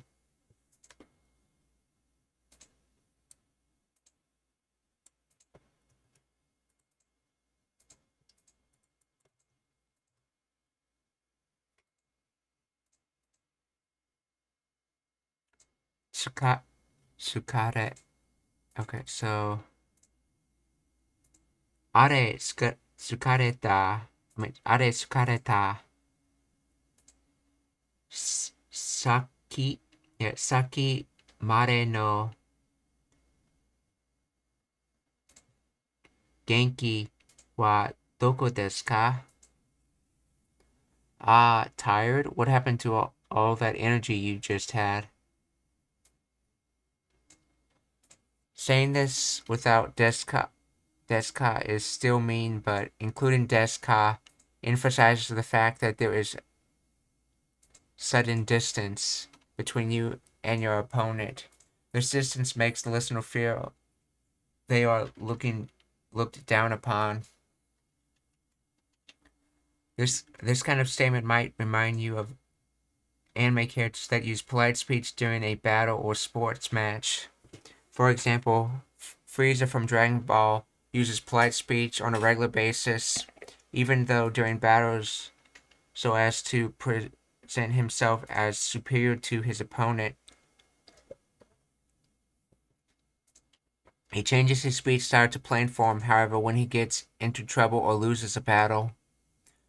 In this way, the manga writer effectively shows a shift in the character's energy and mental state simply by switching between da and des.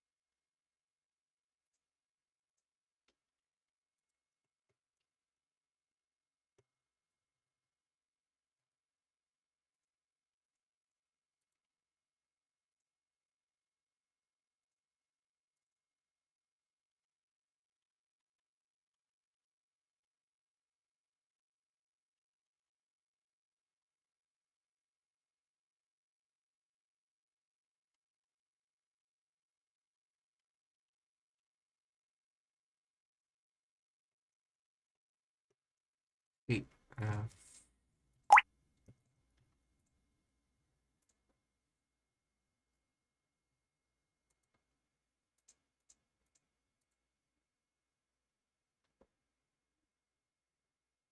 By now, we hope you can see that your choice of speech style is associated with how you present yourself in relation to the person you're speaking to.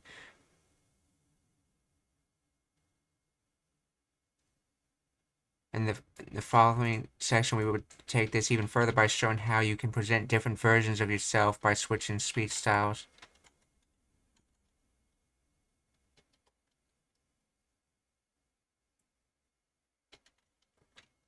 Desk for stepping into a different social role.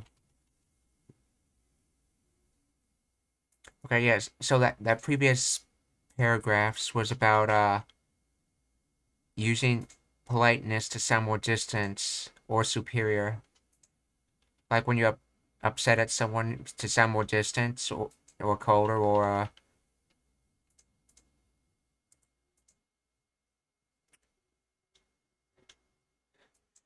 we've talked how desk creates distance between speakers and listeners, resulting in different nuances in communication. Another way this distance affects our communication is that it allows speakers to step into a different social role. What do we mean by a different social role? Well, in life, we wear many different hats, and we can use the way we speak to indicate which hat we are wearing at the given moment. Let's use the example of an elementary school teacher to clarify this point. In Japanese schools, teachers typically use polite speech style to address their classes as a whole. By emphasizing their role as a teacher using polite speech, they can keep their students aware of the fact that they are in school where kids have to learn certain social rules and manners.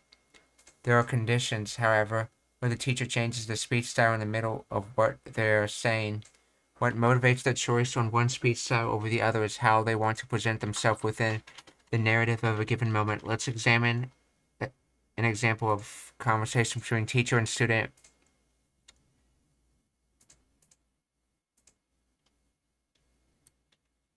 Let's see, that says,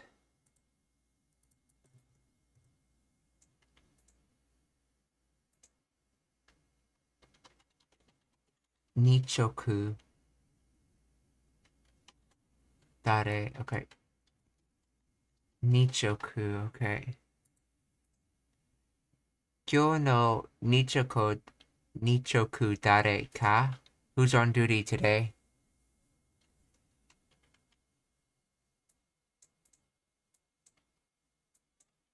Saito-kun desu. It's Saito.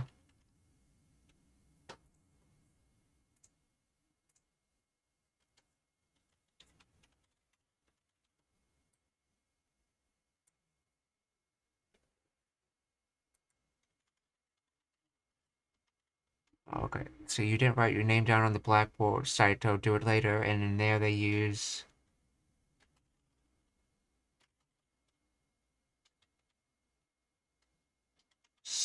Suso.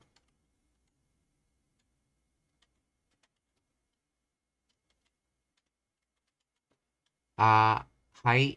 Oh, okay. Don't forget. Okay, anyways, let's start the morning meeting.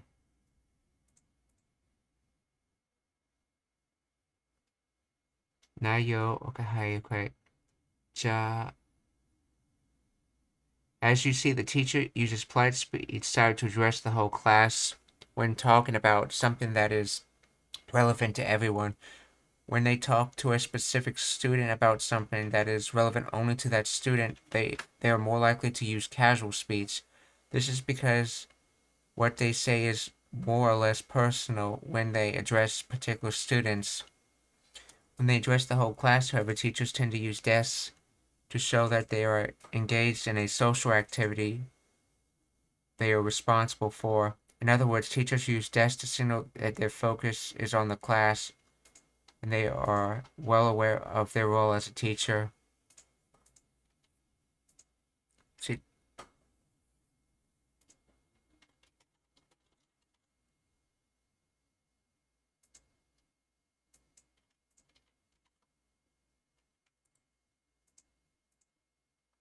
now that you have been initiated into the secrets of Da and Des, let's turn our attention to how they're used in different types of writing along the.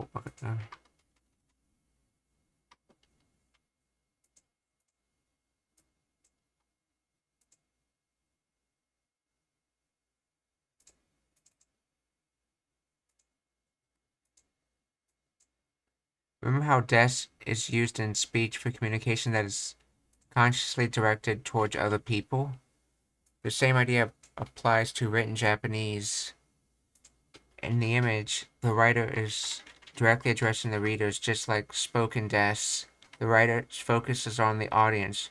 They are thinking about the readers as they write, and the intention is to produce polite, socially aware communication. Writing with des therefore carries a soft tone and gives the impression that the writer is speaking to the reader. So what about da? Remember, da's statement is in spoken Japanese allows the speaker to focus on self-expression. In other words, these statements are not overtly interactional because they stay within the speaker's personal space. In writing, the theory remains the same. Unlike des and da, unless da is used in formal written communication to take on informative and objective tone. In the image above, the writer is focused on what they want to express in their writing, and the readers are interested in the information being relayed. In more casual writing, such as chat or social media posts between friends, da works in just about the same way as it does in spoken Japanese. In other words, the underlying principle of da for self-expression holds, but has a different effect according to the context. Again, our concept might feel a bit hazy at the okay.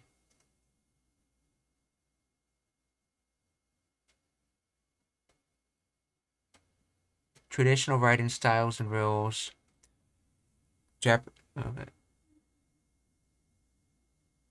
Japanese can be divided into two major styles, often called desmas style and da dearu style.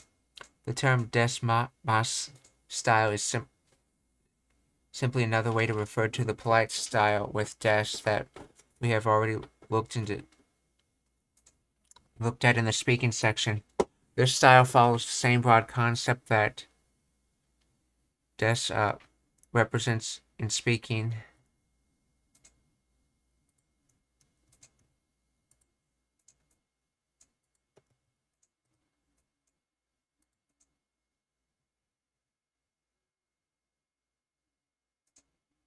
In other words, des shows engagement with social rules and therefore directs the writing specifically towards the reader. The da de aru style can be equated with that of da in speaking, though its impact varies dramatically according to the level of formality. This fits with the idea that da is raw and can therefore be used to show naked emotion and bare facts alike, without the sense of social etiquette that is part of the parcel of des mas style. If we delve into a little deeper, da de aru style can also be broken down further into two distinct styles with impeccable logic. These two styles are known as da style and, you guessed it, de aru style. They are often treated as one and the same because they come under the umbrella of da for self-expression, implying a lack of focus on the audience. When it comes to actual writing styles, however, da style and de aru style are usually considered separate as they carry different nuances. To put it simply, da is plain and de aru is a bit more authoritative and formal. For that reason, da style is usually referred to as plain style, and de aru style is referred to variously in textbooks as plain, formal, literacy, or expository style. Desma style remains one set referred to as polite style.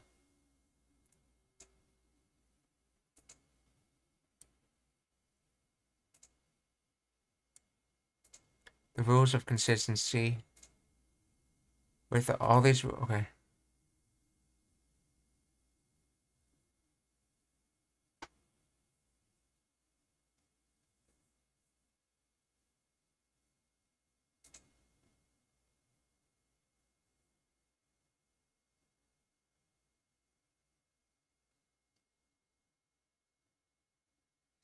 Right. So they're basically saying you're expected when you're picking a writing style to pick a style and stick to it. Though there are some genres where they intentionally mix styles.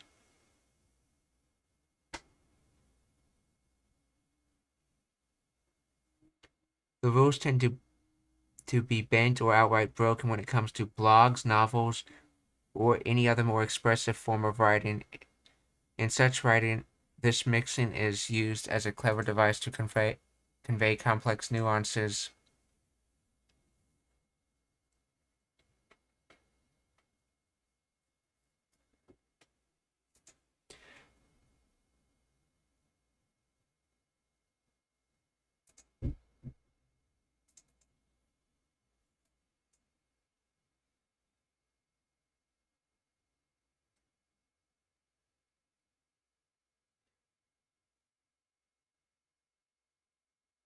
In written and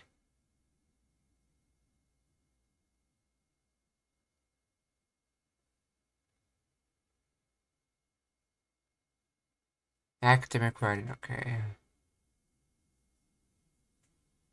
Dearu style is overwhelmingly employed in academic writing, particularly in published research papers, theses, and dissertations.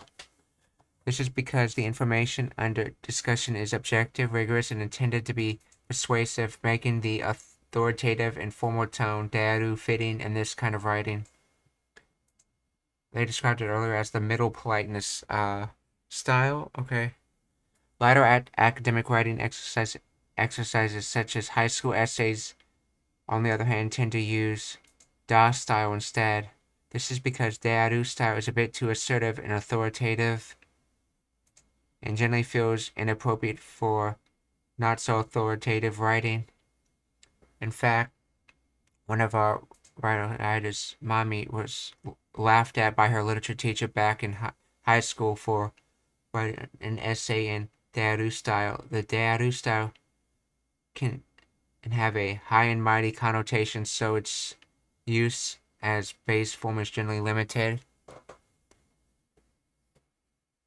So extremely formal papers, Dearu, otherwise not as formal papers, use Da style.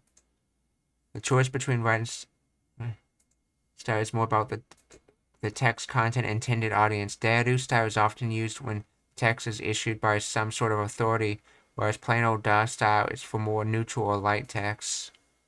Laws, regulations, and official documents.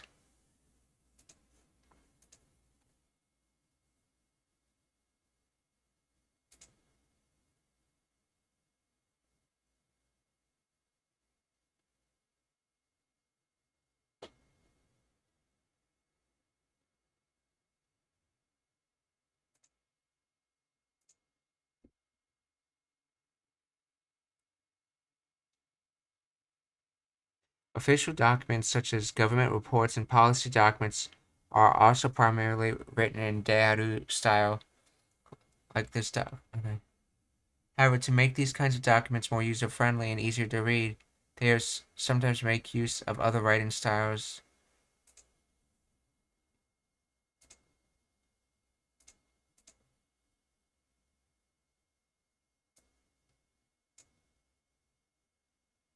However, okay, Des style appears inside speech bubble.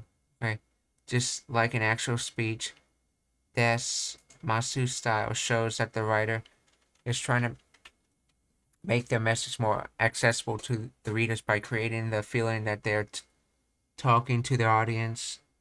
So, Dearu is used in formal documents, but when you want to get the context of you're speaking directly to that person, sort of what that speech bubbles tend to convey, you use the des mas style.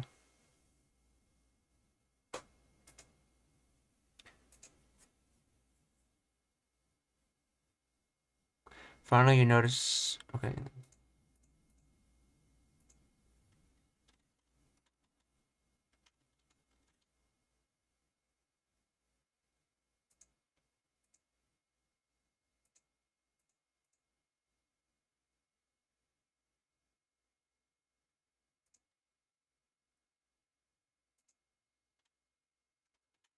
Okay.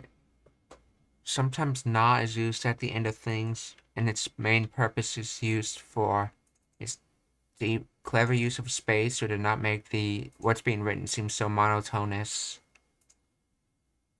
Let's say news media.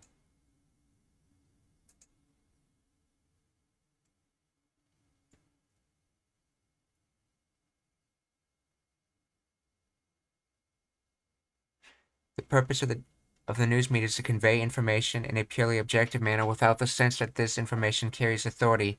Here, da style is usually preferred over de aru style to reflect the idea that journalists should maintain a neutral voice in their writing rather than trying to persuade the reader of their point of view. That's definitely not done in a lot of other situations. As we mentioned earlier, headlines and photo captions omit des, da, and de aru to conserve space, and this can even be seen within body of articles to add a bit of variety to the text. Some news magazines also mix da and de aru style to give more flavor to their writing. Within the same newspaper, the style can also vary depending on the type of writing, and editorials and other pieces that are addressing readers directly. Des ma style can be used. Other styles include deru, or very casual styles, can also be mixed in strategically to spice up writing and convey various nuances and different personas. Not all news media outlets follow these general principles, however. While most online newspapers use DA style for fact reporting, NHK Newsweb has opted to use Des Mas style. There are two possible reasons for this choice. Unlike newspapers, NHK doesn't have a print edition, and so it doesn't have to work with limited space. That means they can freely address readers directly and politely by using des mas to make their articles more accessible and sound friendly. Another explanation could be that NHK is first and foremost a broadcaster, which might have influenced their choice of a more spoken style. We sent out a question to NHK asking why they chose des mas style, but the answer hasn't come in yet. Okay, we'll update this article with the reason once we hear from them. NHK-san, onegai shimasu. Okay, yeah. I guess they never came back with an answer then.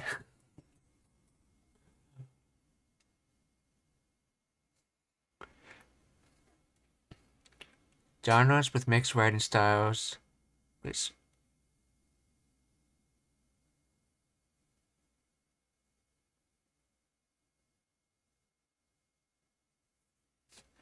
When was the last time a novel moved you to tears or made you feel excited, sad, or scared? Novelists have a whole host of tricks up their sleeves to make the writers jump off the page and under our skin. Or the writing jump off the page and under our skin. Good stories are full of... Okay. Japanese, the mixture of writing styles, is one such technique. The intentional breaking of the style consistency rule has become increasingly commonplace in contemporary Japanese writing, from novels and essays to everyday casual messages and social media posts.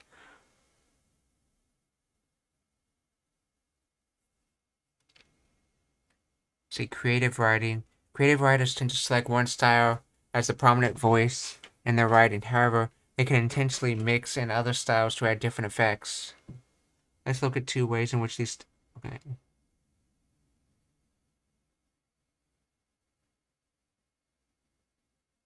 Okay, Yoshimoto mainly uses da style in this novel, but switches to des style in the second sentence to make the reader feel as though the character is stepping out of the story momentarily to directly address the reader.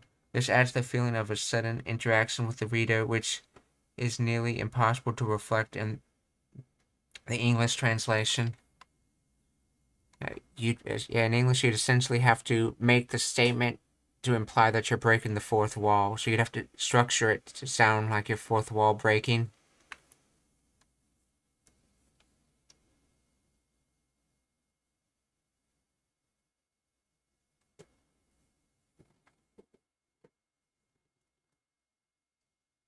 Okay, in another story, the main character uses desma style for general narration, but switches to da style when she begins to share her inner thoughts.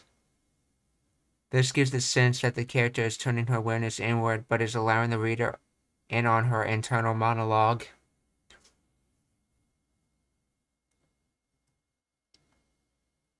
So let's see, first one uses da, and then des when you want to break the fourth wall, and the second one uses des ma style, and then da when they want to do internal thoughts, okay?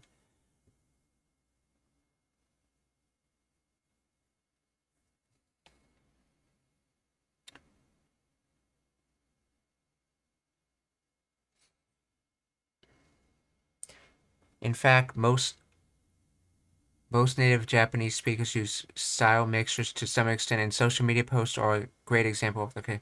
While official accounts like those belonging to the government authorities or the local police force post formal messages that are considered consistent in style, casual posts tend to mix styles depending on what the writer wants to convey. This kind of writing is often close in style to spoken Japanese, and similarly, rules apply. Let's have a look at a type of social media post to give you an example, okay?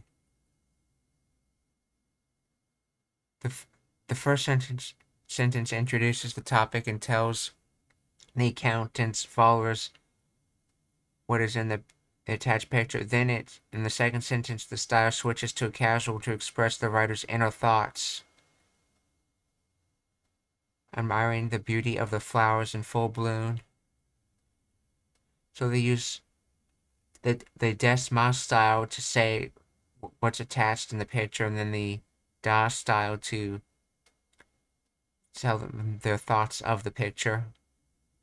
Text messages. Text messages are another good example of how people mix different writing styles in a similar way to when they are speaking.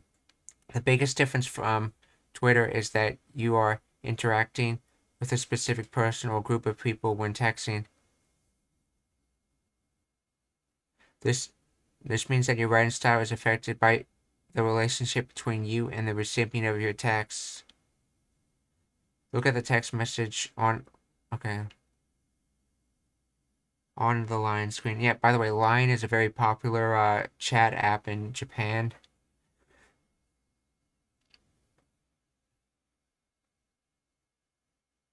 Let's see, one lives in the US and the other lives in Japan. They are trying to set up a time for a phone call. You can see that they mostly use casual writing style, which is a good sign that they are close friends. However, in the final message, you can see the writer switches to des when referring to her lunch break at work. So why does she suddenly use des here? Even though she's texting with a close friend, if you recall what we talked about in the speaking section of the article, the use of des is about distance. While this can result in heightened formality and politeness, it can also allow us to create distance between our personal self and the social roles that we play. In the case of the line text, the person is using des to place distance between herself as a friend and herself as an office worker.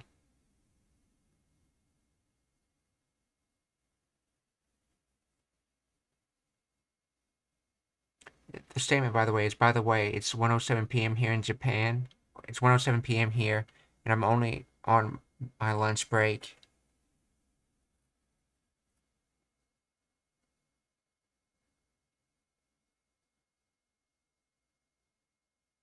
This strategy also adds a variety to the writing while drawing attention to certain information. In fact, writing style mixtures happen almost as much as texting as it does in speech. In our technological age, texting is quickly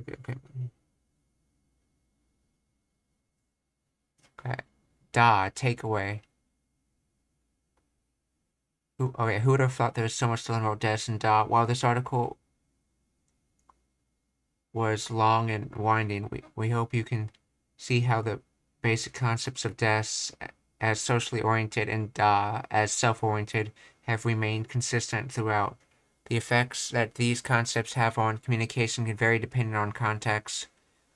But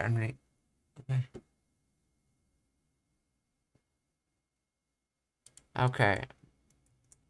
So, summarizing everything learned in this nicely written article,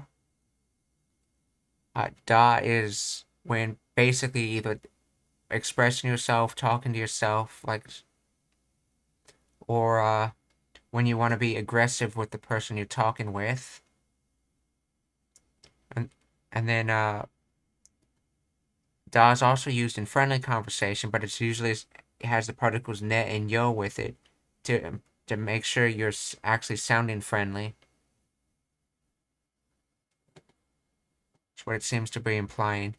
Des is to basically apply more, make it socially feel separated. So when you use it with someone you're friendly with, you're applying that you're trying to be a little colder to the person.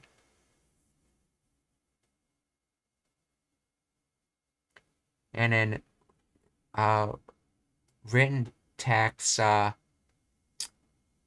if they use da writing, they and then swap to des, and it implies fourth wall breaking, that you're stepping out of what's going on to talk directly to the person. And if they normally use des mas style, and then they swap to da style, it implies that we'll all of a sudden jump into someone's inner thoughts within that story's context.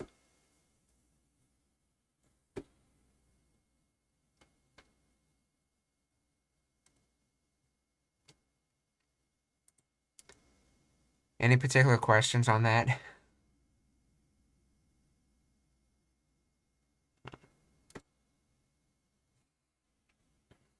So now that I have an idea of how to actually use da, because I had not studied that at all before, 彼女はそれがいくらなのかわかります。So, 彼女はそれがいくらなのか。So,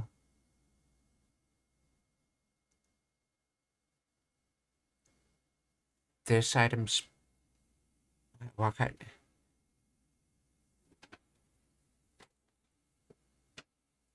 so this item's price. Okay, so she knows this item's price, but it has ka on it, so it's implying it's they're pretty sure, but not 100% sure, from how I understand it. So, and as mentioned before, this is supposed to be da here, but because it got normalized for wakarimasu or wakaru, the da got changed to a na.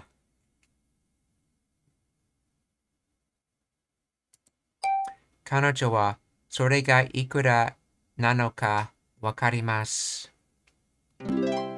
彼女はそれがいくらなのかわかります。海に魚が何匹いるのか誰もわかりません。海に魚が何匹いるのか誰もわかりません。海に魚が何匹いるのか誰もわかりません。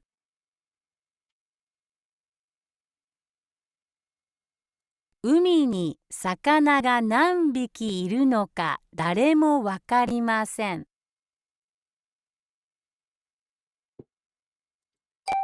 海に魚が何匹いるのか誰もわかりません。海に魚が何匹いるのか誰もわかりません。私は日本語を話す人が必要です。私は日本語を話す人が必要です。私は日本語を話す人が必要です。私は日本語を話す人が必要です。私は、so, 日本語を話す is basically being used like, it's a clause being used like an adjective. So Japanese speaking person. So, 私は日本語を話す人が必要です。私は日本語を話す人が必要です。私は上手に歌う友達がたくさんいます。私は上手に歌う友達がたくさんいます。私は上手に歌う友達がたくさんいます。See, 私は上手に歌うと上手に歌う友達 same here 上手に歌う so why is there a ni there though?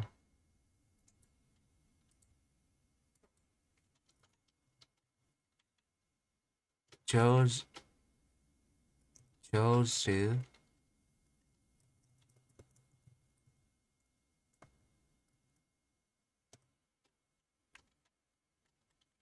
skill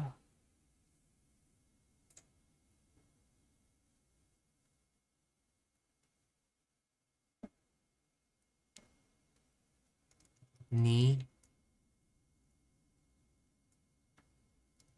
歌 singing beautifully skillful singing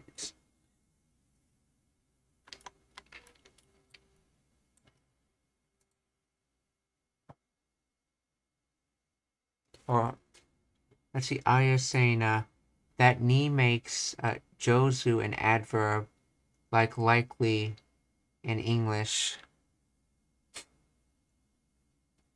Oh.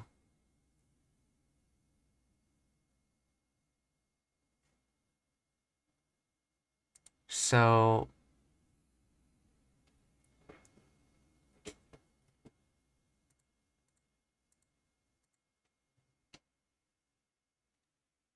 like okay, makes an adverb like ly in English. I meant to say.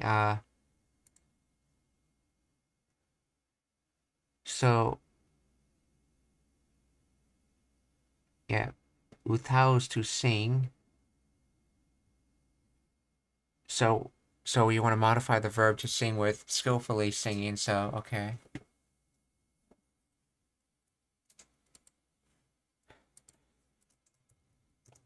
See uses of ni.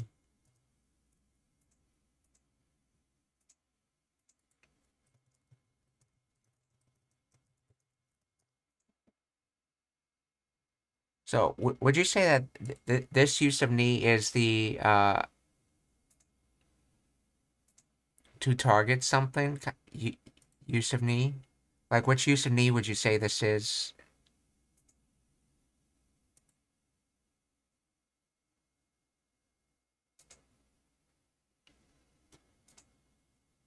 Yeah, not location of existence or location of action, no. Direction and destination, ni and okay. Result of change.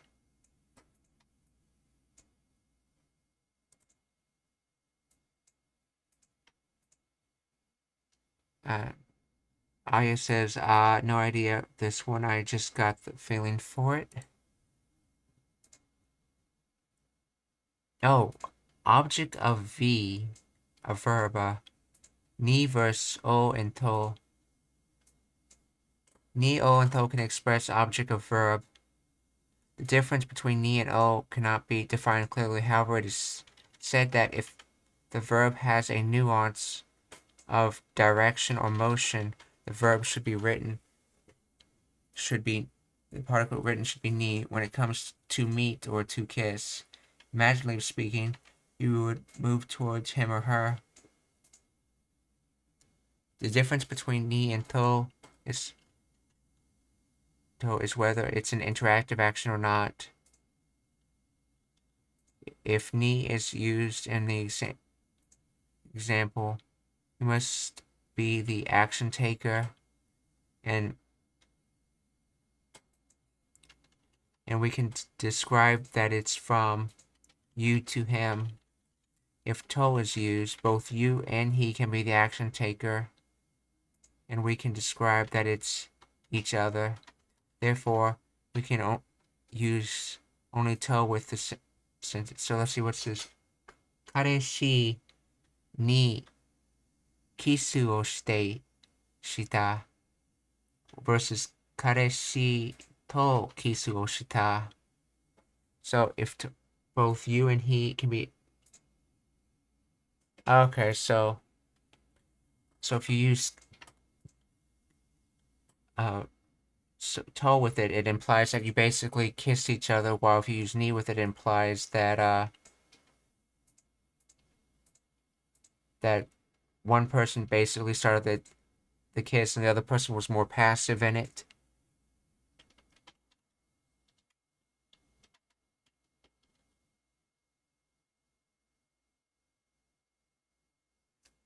That's interesting. Did not know that. So ni versus kara. Yeah, specific time.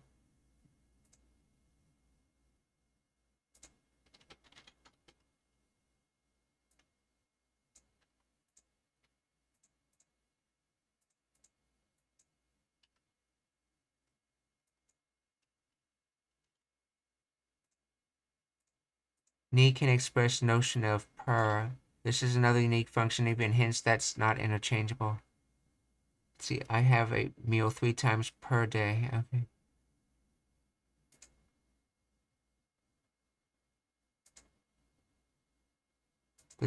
This is a train every 5 minutes, so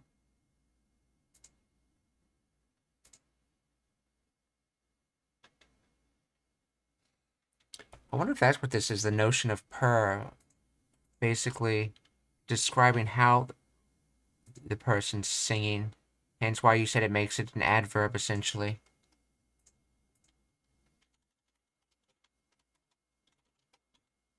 So, functions of location, existence, directions, destinations, result of a change, object of verb. Wait, what did it talk about that?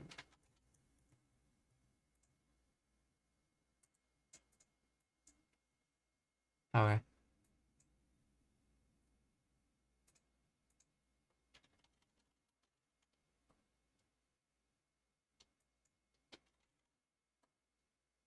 That just makes sense why they didn't use wool, because skillful doesn't really have a direction. I'll have to ask someone that knows more on that. That's something interesting to look up. So, 私は上手に歌友達が私は上手に友達がたくさんいます。So, I believe that's I have many skillfully singing friends. 私は上手にActually, I should look that up just to be sure on its meaning. 私は上手に歌う友達がたくさんいます。I have many friends who sing well, yes, okay. 私は上手に歌う友達がたくさんいます。私は上手に歌う友達がたくさんいます。私は上手に踊る人が必要です。私は上手に踊る人が必要です。私は上手に踊る人が必要です。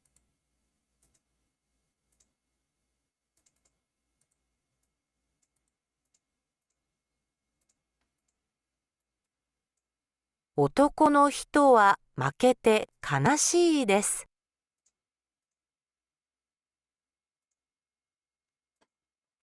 See. Uh, 悲しい。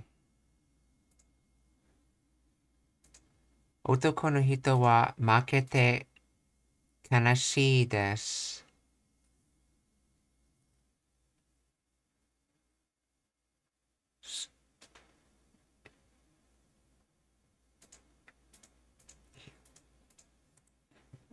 See, oh yeah, losing. So he's losing. Let's see what's 悲しい. Oh, so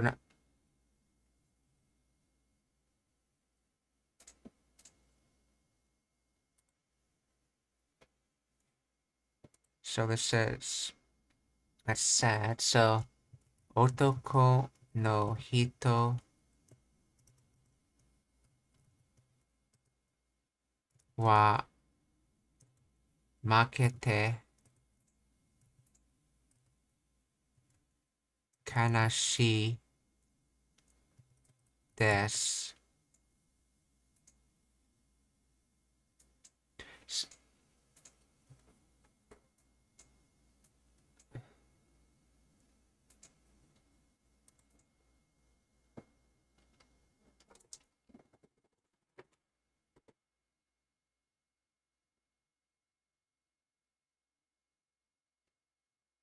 Let's see, this men are losing and it's sad. But I don't think that's what it actually translates to. I think it's supposed to be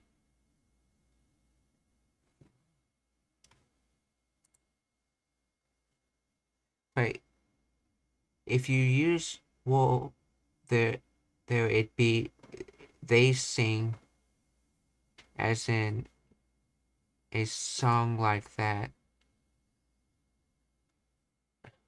Right, they sing blah as in a song called like that. Okay, so it would imply the name of a song if they used Jozu wo utau.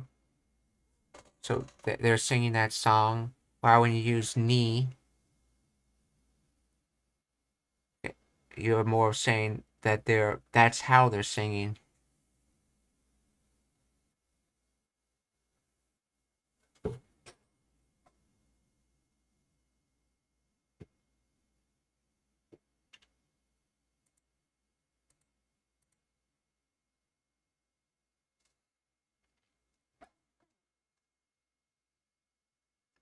See, otoko no hito wa makete kanashii desu.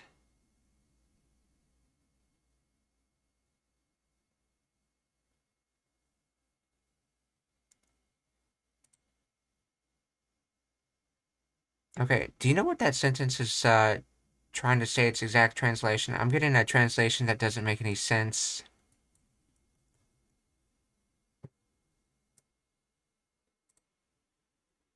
I'm thinking it could either possibly mean the the men are sad that he lost, or it could be someone is sad that the men are lost.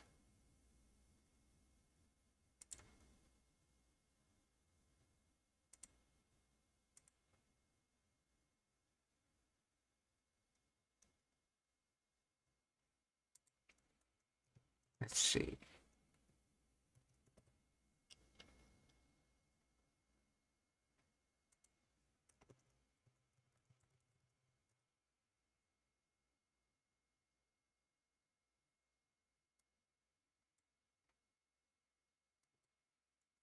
Otoko no hito wa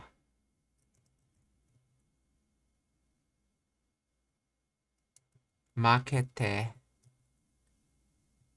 kanashi desu.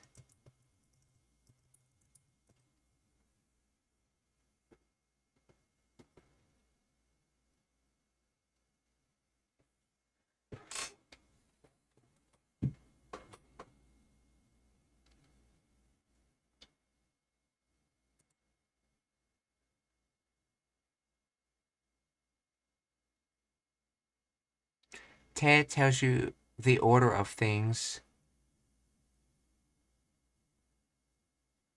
So he lost, so now he is sad.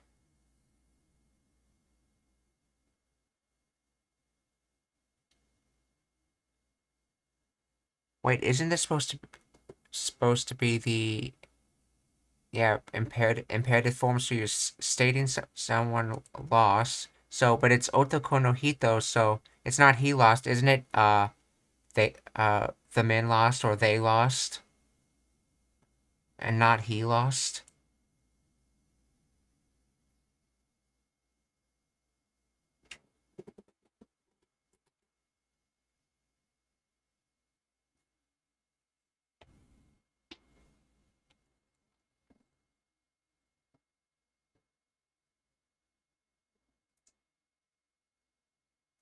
Yeah, because if you notice, it's otoko no hito.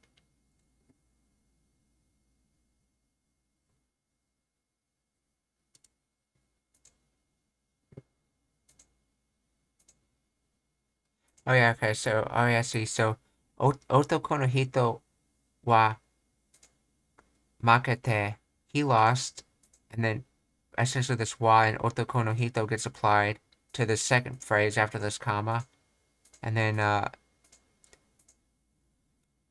kanashi desu. So he said, he lost, he's sad.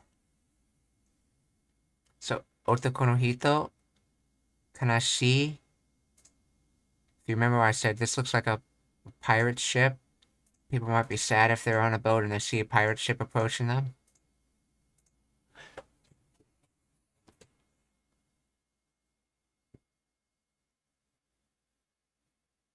Let's see, makete. 女の子は勝ちました。男の子は負けました。女の子は勝ちました。男の子は負けました。女の子は勝ちました。男の子は負けました。負けました。勝ちました。女の子、男の子。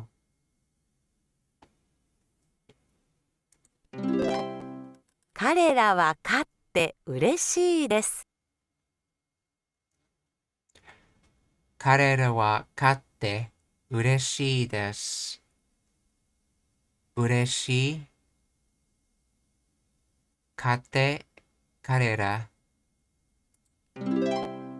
緑の男の人は勝ちました。緑の男の人は勝ちました。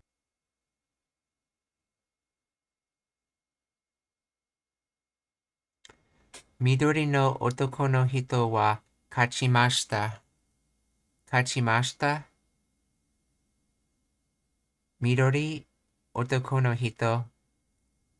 Yeah, you can see this, because it's past tense here, you can imply that this race is actually over and they just ran past their finish line.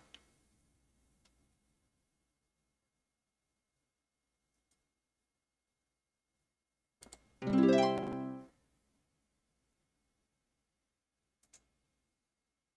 誰もジャンプしていません。みんなジャンプしています」 Let's see. 誰もジャンプしていません。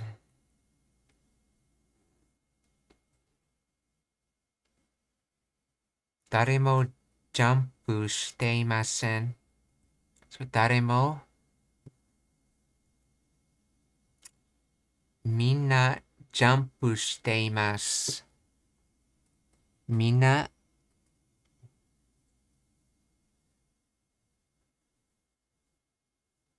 I always found it strange how dare is who, so mo is everything also, but somehow dare and mo combine together to mean no one. Dare mo jump. Okay, so here we have minna swatteimasu. Okay. Dare mo swatteimasen. Dare mo. Then again, I always wondered if could dare mo, if you were to literally translate it, it has imasen here, so could it mean everyone is not sitting? So it still has that everyone context instead of saying no one is sitting.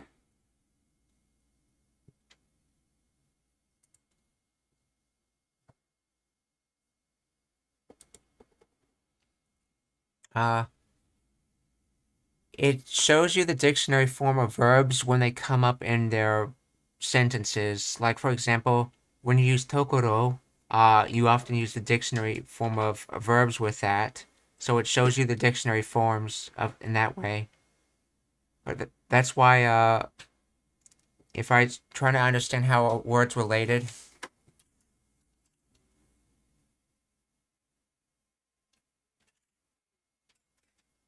I would that's why I use a Japanese verb conjugator to see all the different versions of the word to get a context of what it means. Oh, that's how you think about it with you saying daremo, everyone is not sitting.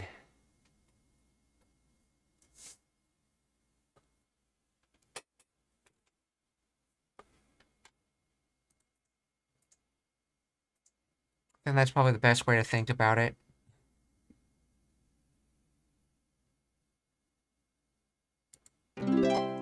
誰も座っていません。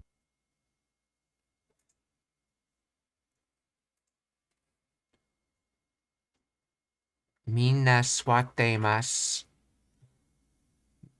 Minna swatte. I wonder if you could say daremo swatteimasu and not use it in the negative sense. Daremo swatteimasu.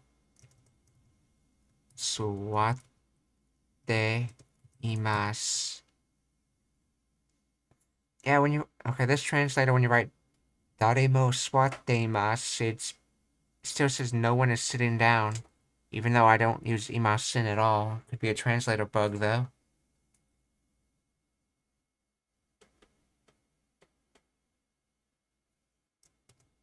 If I write imasen,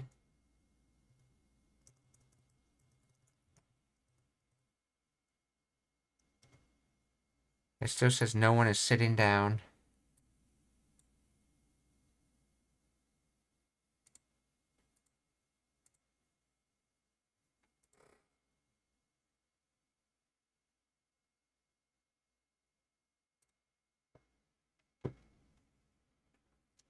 Minna swatteimasu.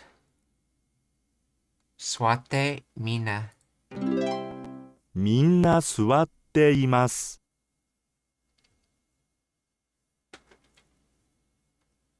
冷蔵庫の中には何もありません。すべてカウンターの上にあります。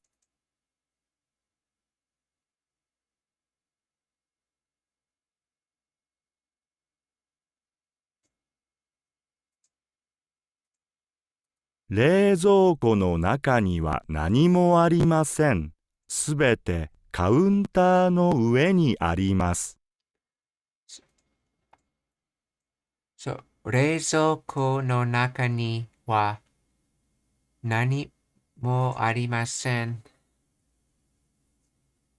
すべてカウンターの上にあります。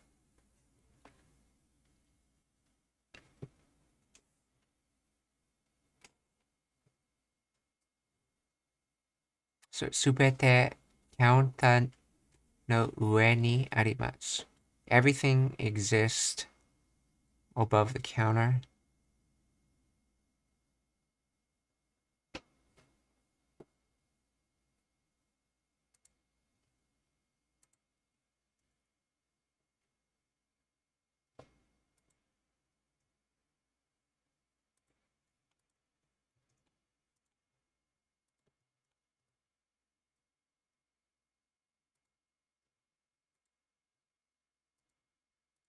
Let's see. Subete. Yeah, everything or all whole. Okay, that's what I thought. Oh, so in this case, subete is being used like a noun.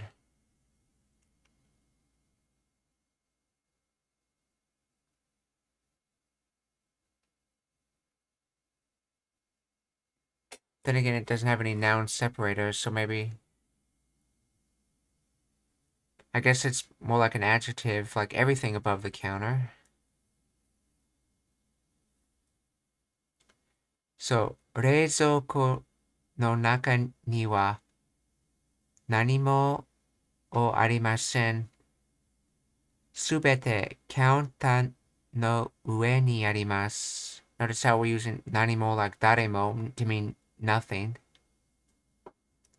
So, 中、何も、上、冷蔵庫。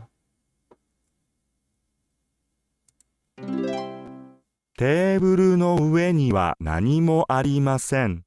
すべて流しの中にあります。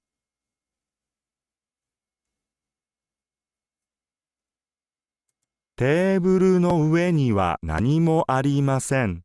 すべて流しの中にあります。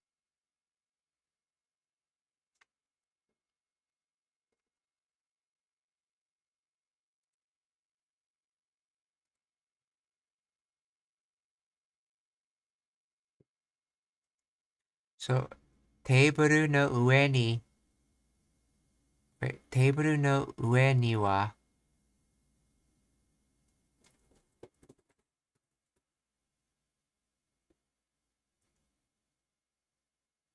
OK、何も OK。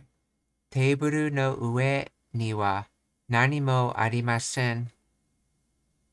すべて流しの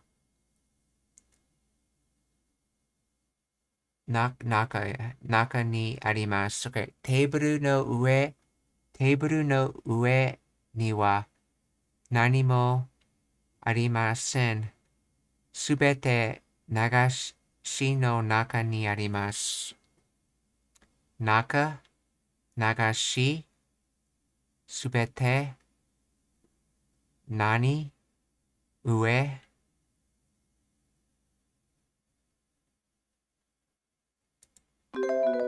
テーブルの上には何もありません。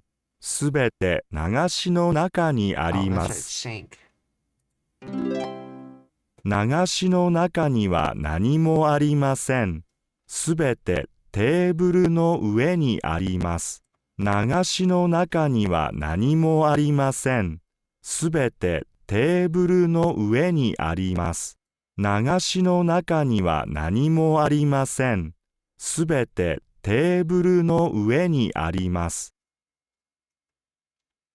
流しの中には何もありません。すべて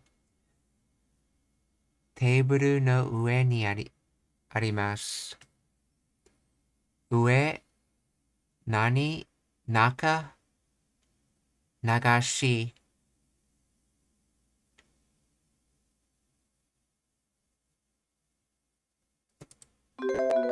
流しの中には何もありません。すべてテーブルの上にあります。流しの何は、流しの何は何もありません。テーブルの上にあります。That's one, yeah. カウンターの上には何もありません。すべて冷蔵庫の中にあります。カウンターの上には何もありません。すべて冷蔵庫の中にあります。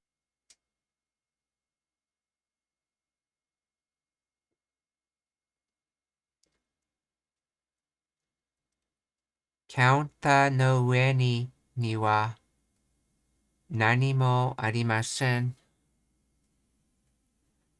すべて冷蔵カウンターの上には何もありません。すべて冷蔵庫の中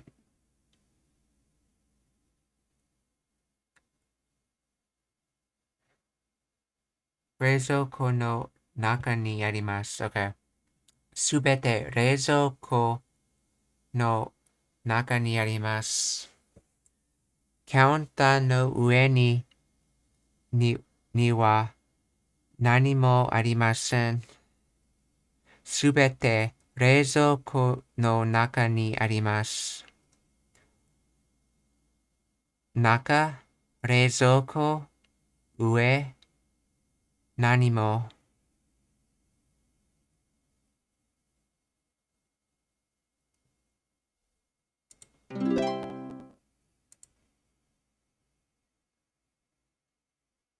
どちらの音楽家がお友達ですか？ Supete can be a noun or an adjective from how the website writes things. I get that supete is being used as an adverb.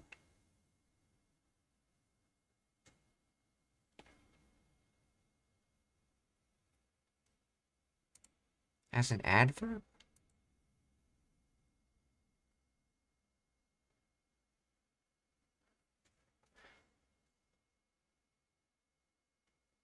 Si counta no ue ni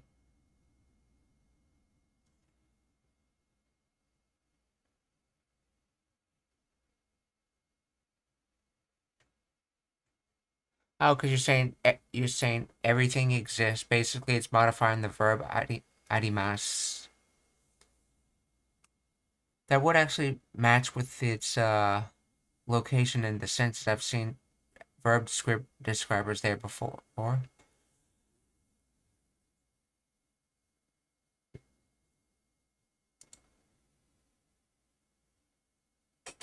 どちらの音楽家がお友達ですか？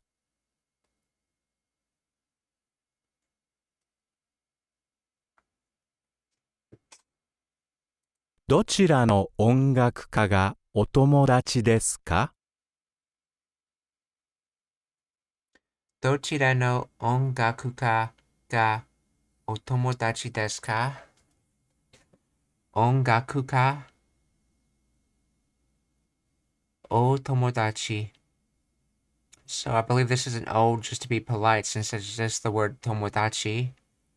And remember, ongaku is music and ongakuka is musician. They're being polite because it's not someone they actually know, I'm assuming. As you can tell by the question. Gita o enso shite iru.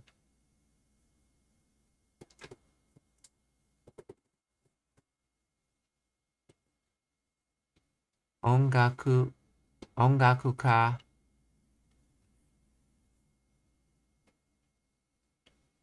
ga watashi no tomo. So, Gita o enso shite iru, playing the guitar. So that's being used as that clause is being used as an adjective. So, gita o enso shiteiru, playing the guitar, ongaku ka, musician. So it's the playing the guitar musician.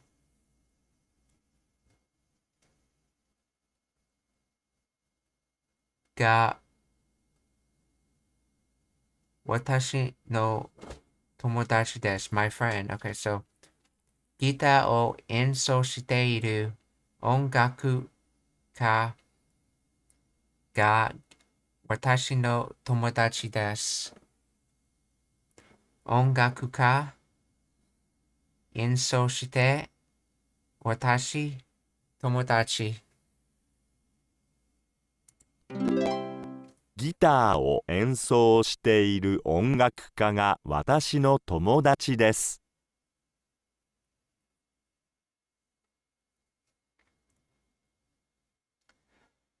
どの飛行機に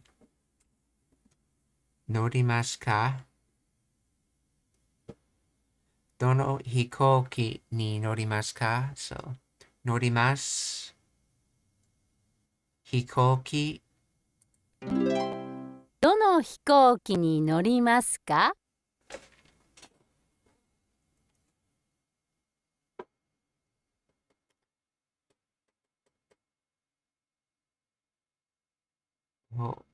僕は5時30分に出発する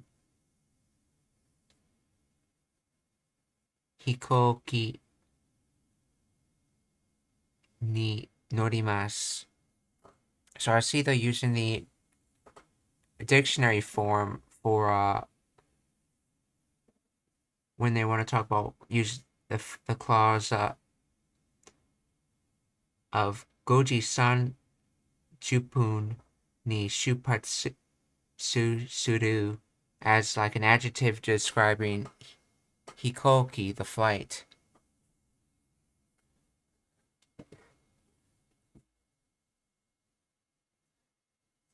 So boku wa goji san 僕は5時30分に出発する飛行機に乗ります。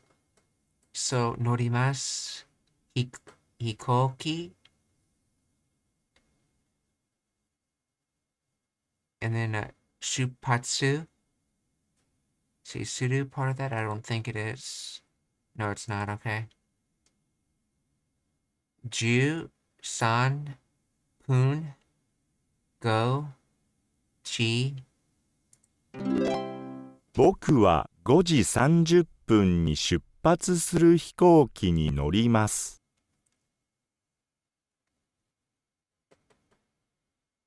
みんなに足りるだけのペンがあります。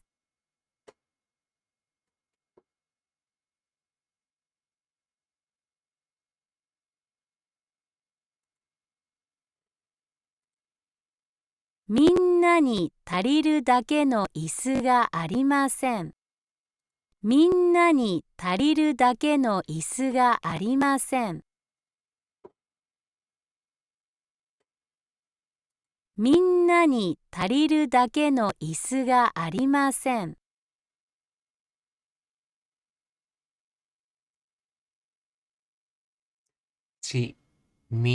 みんなに足りるだけど、let's see,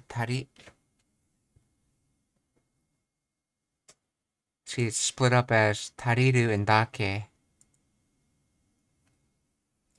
Let's see. 足りる was 足りる sufficient. And then だけ is only.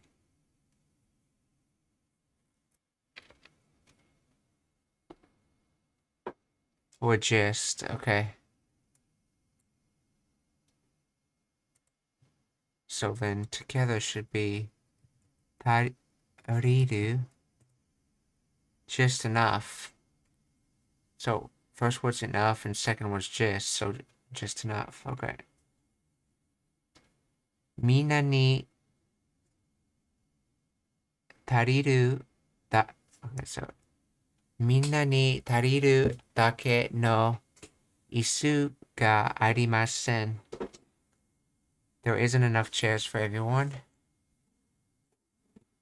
椅子みんな and then it's ni here because 足りるだけ is targeting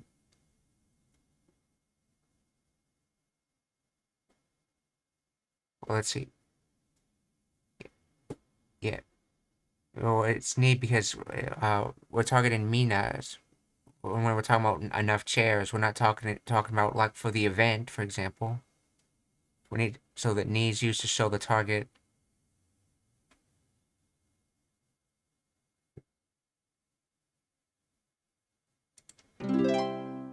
みんなに足りるだけのコーヒーがありません。みんなに足りるだけ. So let's see. 足りる is sufficient and dake is just, as in just enough. Okay, so みんなに足りるだけのコーヒーがありません。足りるみんな。みんなに足りるだけのペンがあります。みんなに足りるだけのペンがあります。足りるみんな。みんなに足りるだけのデザートがあります。みんなに足りるだけのデザートがあります。みんなに足りるだけのデザートがあります。Oh, he does have a dessert in his hand. みんな足りるだけ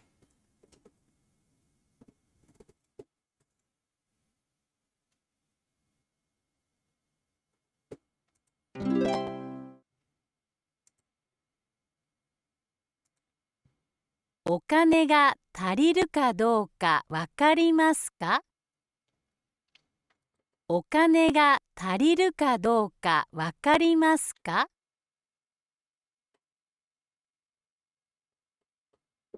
お金が足りるかどうかわかりますか？お金が足りるかどうかわかりますか？お金が足りるかどうかわかりますか？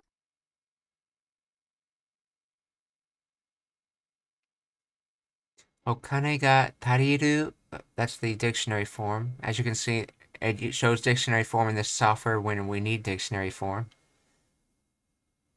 お金が足りるか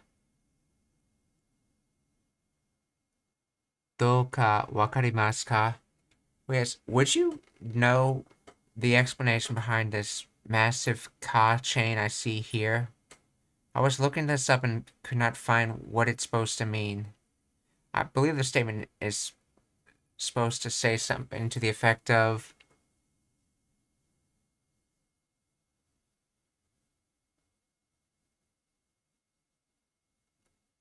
I believe oh yeah, like, do we have enough money? But like, for example, tariru sufficient ka. So here, so why is there a ka there for your question? Then ka in all these spots, like do ka. How does do apply to this?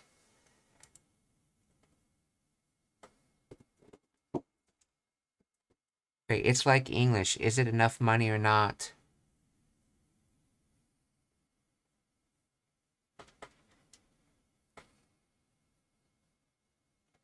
The true meaning of ka is or.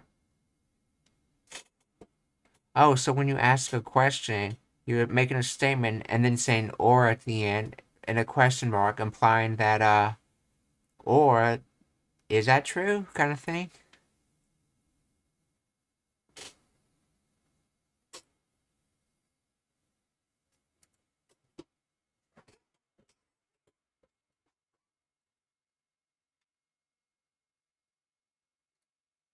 So okane ga Tariru ka. So, sufficient money, or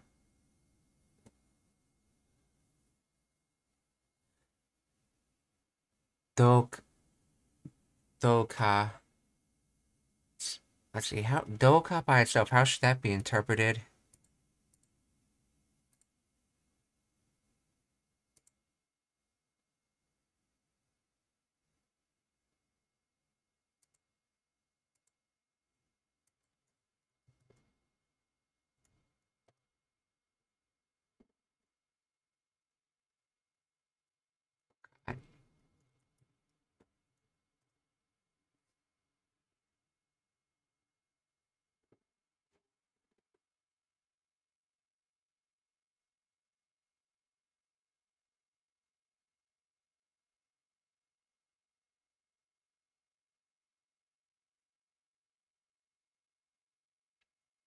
See, doka wakarimasu ka?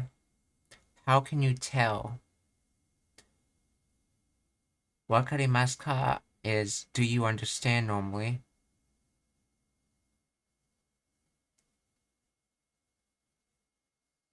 So doka would be asking, how do you understand? How can I understand you? Or I think, or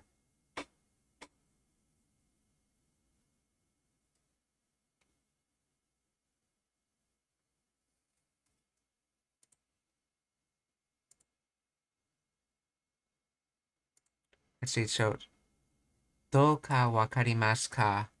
How do you know? How can I understand you? How can you tell?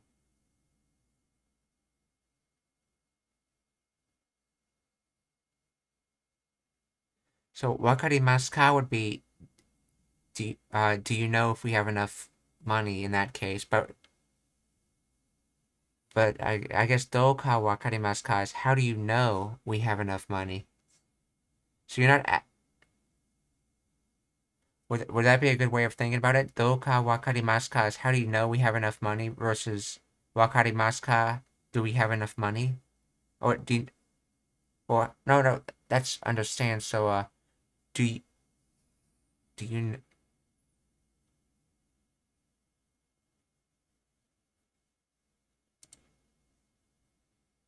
see? Do you see? I is saying, do you know if we have enough money or not?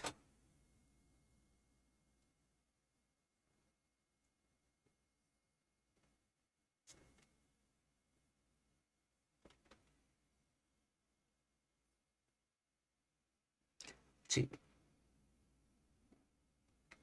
I see. Do you know if we have enough money or not?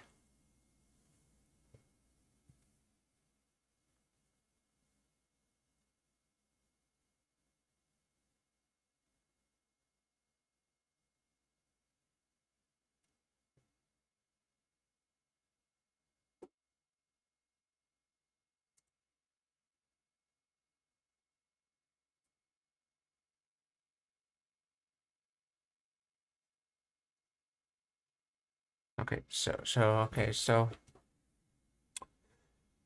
doka wakarimasu ka? So yeah, wakarimasu ka's be, do you know if we have enough money? And doka wakarimasu ka is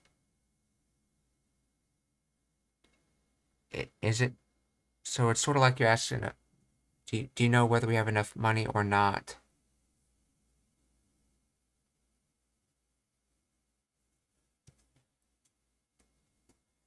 So would you say wakarimasu ka by itself is asking if someone knows something, and doka wakarimasu ka is you don't really want to know if they know that. The more important thing is, do we actually have enough? Do we actually? I mean, what's the situation with that understanding on whether we have enough? Would it be best to think of it like that?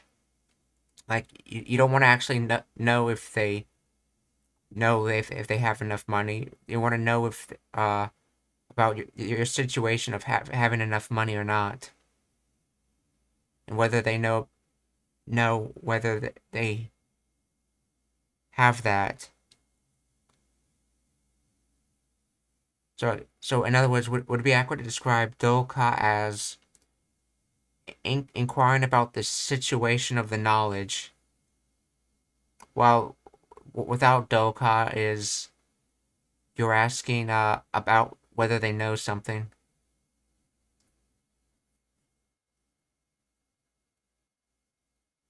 Would that be a good description of it?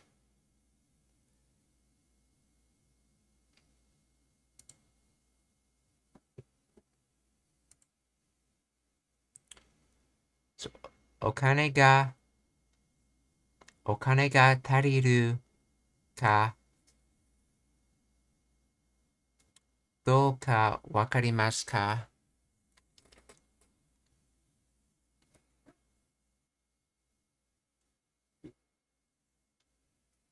Actually, what happens if I just put that in front of this translator and see what it says? 足りるか足りるか Do you know if it's enough?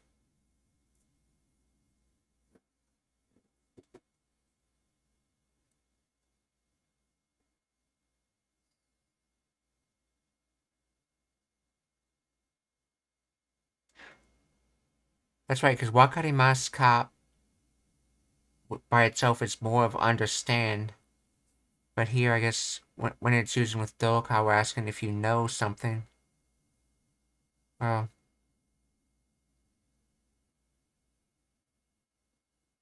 hmm.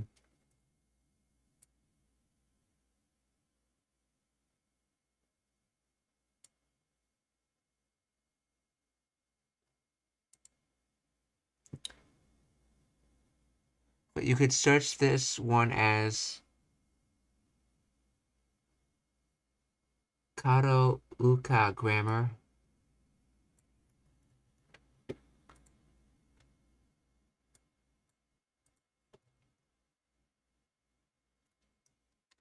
Karo Uka. Let's see. Kato Uka grammar.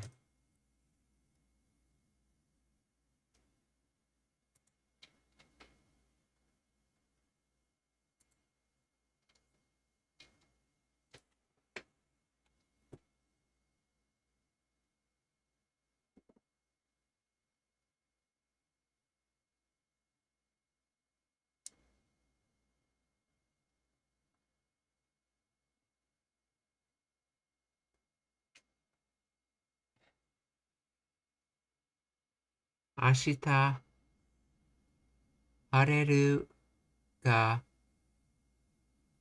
douka shiranai. I don't know if the weather will be clear or not tomorrow.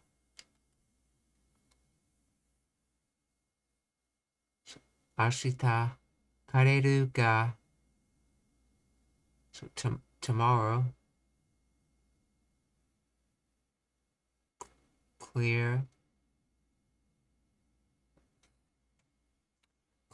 or douka shiranai.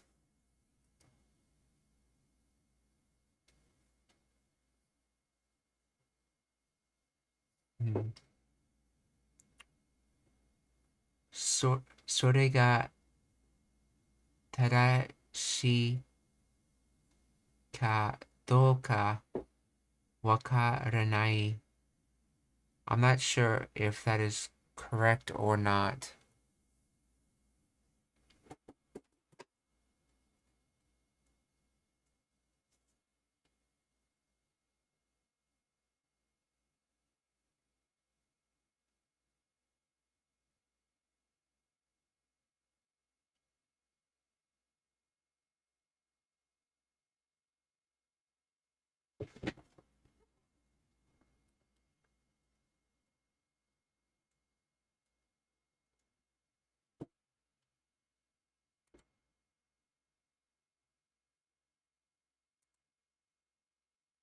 How to use ka do ka?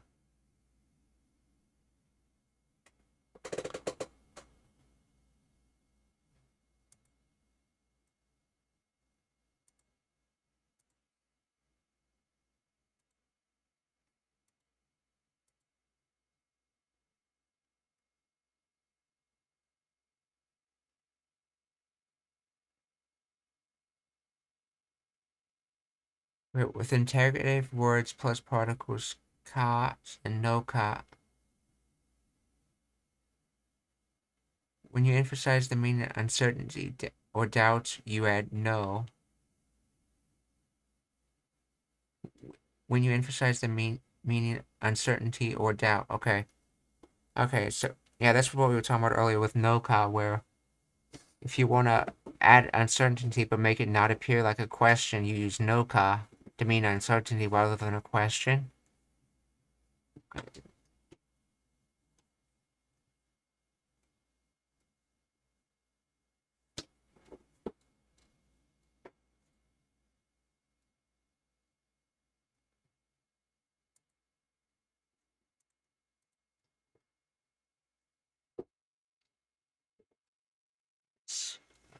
Let's see.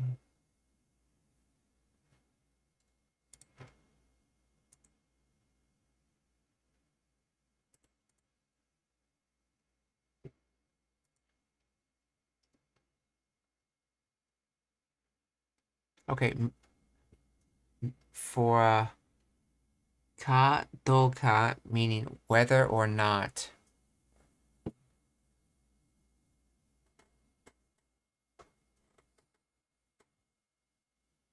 Okay, so in this example, with whether or not,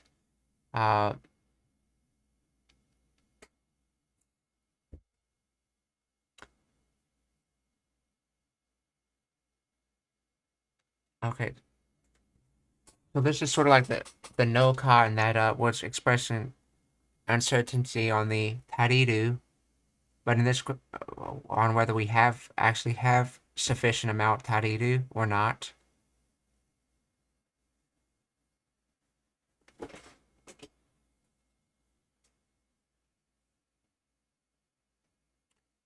So I think it's accurate to. Would it be accurate to describe this ka as a uncertainty ka and not a question ka?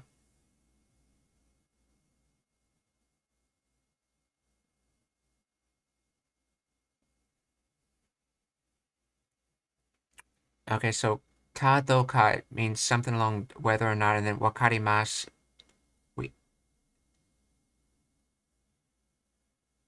Do you understand what? So then what this?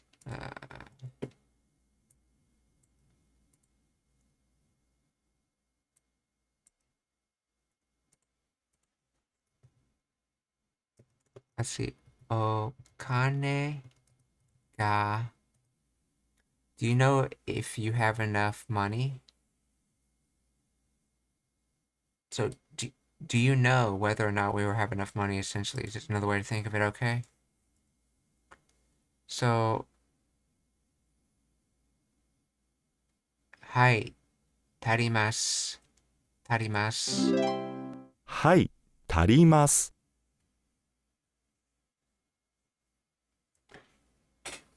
赤チームが負けるかどうかわかりますか? So, do you know whether or not the red team will win? 赤チーム負けるわかりますか? 赤チームが負けるかどうかわかりますか？いいえ、わかりません。いいえ、わかりません。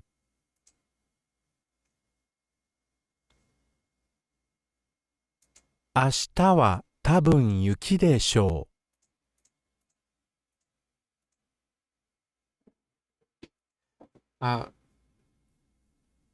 I assume it depends on yeah, so the other cars are or ones, okay. So I assume it depends on the sentence whether a car in the middle of the sentence is more to be interpreted more as an or versus a question. Like if it's being used as a clause, I imagine it might be a question, depending on this example. But other than that, would be the or kind of car.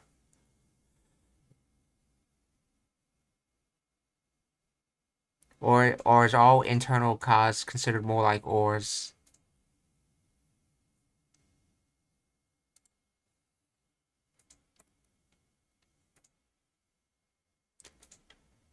Ashita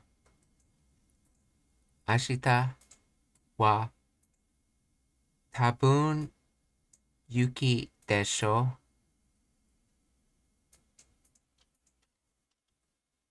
Let's see, that's right, tabun is probably, so probably snow. And because it's a belief, he's using desho. He's not actually sure it was snow or not. Ashita wa tabun yuki desho. So tabun, yuki, ashita. 明日は多分雨でしょう。明日は多分雨でしょう。雨、多分、明日。明日は多分晴れでしょ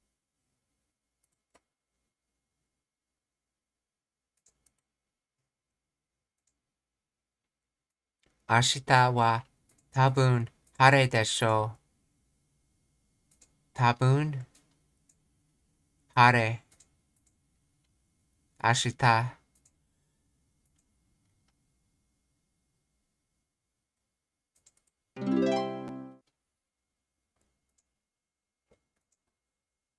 どちらのチームが勝つでしょうか？どちらのチームが勝つでしょうか？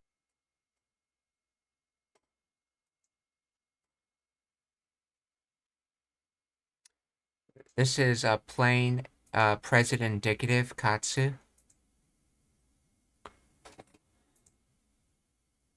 So, どちらのチームが勝つでしょう。Oh, でしょうか。Let's see. どちらのチームが勝つでしょうか。どちらのチームが勝つでしょうか？ I see. So they're using desho ka because they're asking for someone's opinion. And since desho is used with beliefs instead of des. So どちらのチームが勝つでしょうか？勝つ okay. 黄色チームは上手ですか？多分青いチームが勝つでしょう。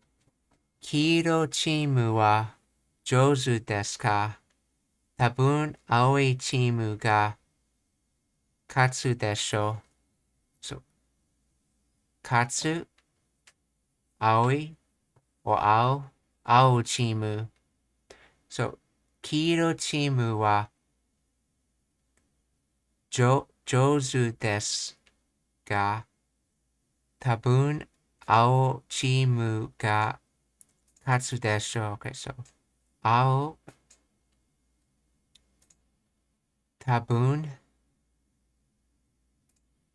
上手、let's see it, 上手、黄色、黄色チームは上手ですが、多分青チームが勝つでしょう。どうしてですか？どうしてですか？今、青いチームが勝っているんです。勝って、今、青い、okay, I said that wrong again. It's 青チーム. It's not 青い, because the I is not needed in this situation. So, 今、青チームが勝っているんです。So, this is 今, this is 青, this is 勝って. Now, notice this is iru, that's the plain form of immerse. And this is in the present continuous tense. So even though katsu means to win in the present continuous tense, it's more of winning. They're winning right now, for example. And that n is on the end because it's an explanation to a question. And it's signifying that, yes, this is my explanation for what you just asked. 今、青チームが勝っているんです。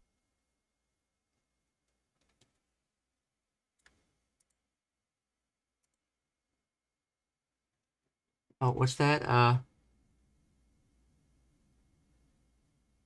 Okane ga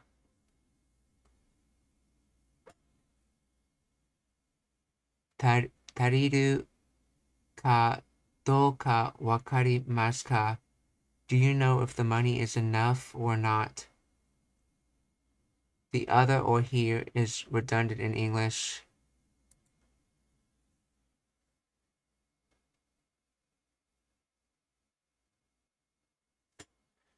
Okay, we're gonna do a raid, but before that,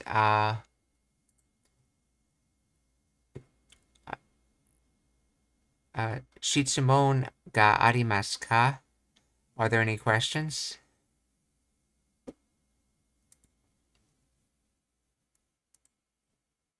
Or any other statements to clear things up?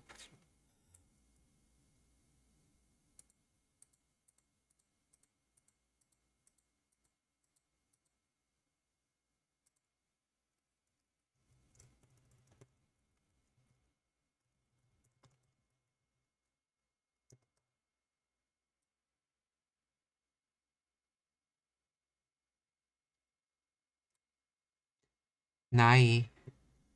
I've actually never seen it used like that before. Nai.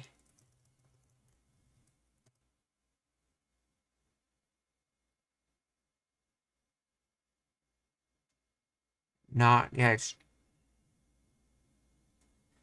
When you use nai like that, how is that different from just saying yeah? Exactly.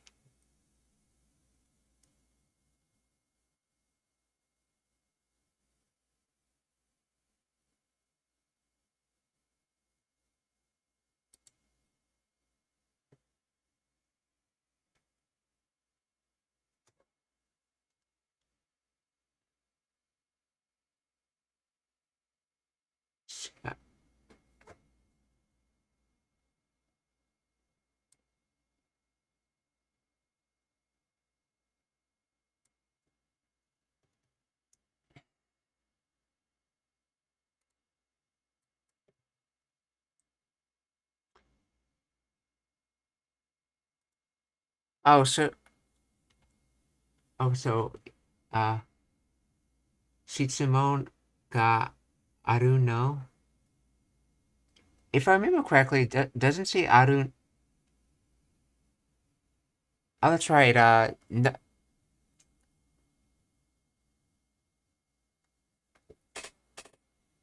wait, the no you're using at the end of aru no, was that like the no we were studying earlier, as in, you, uh, you're certain there are no, about what you're about to say, there's no questions? Or is that the no as in the question no? Because I was reading, I thought I thought the using no at the end of the question is how you make the sentence sound feminine or something like that. Or am I understanding that wrong?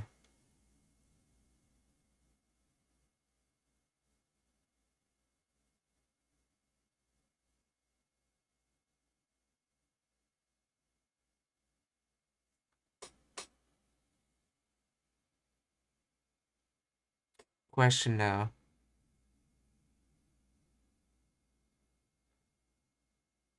So basically, when you say nai by itself, it's implied that you're saying that entire statement in front of it, and then nai, as if you're negating the statement and saying no, there aren't any.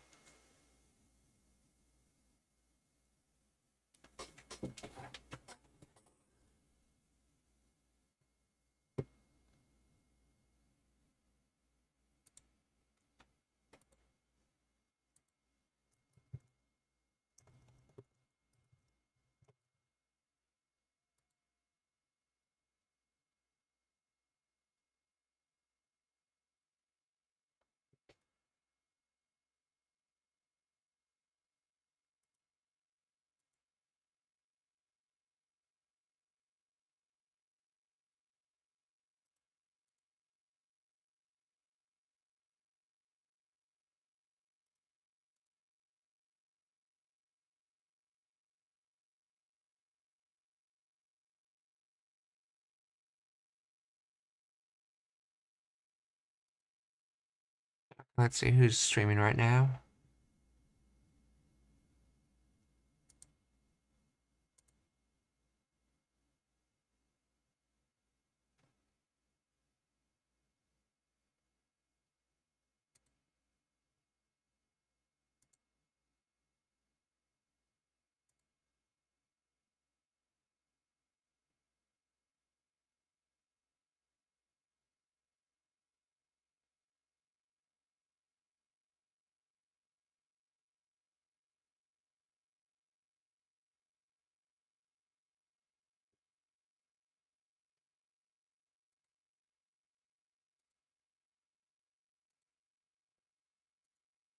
Apparently I found someone who's about to raid.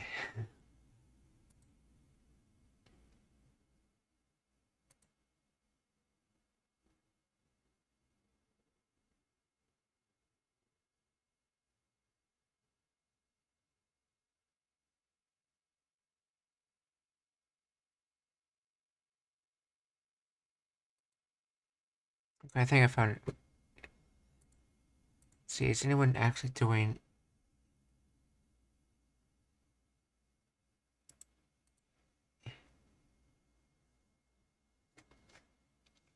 Japanese to English? I think I found an English to Japanese.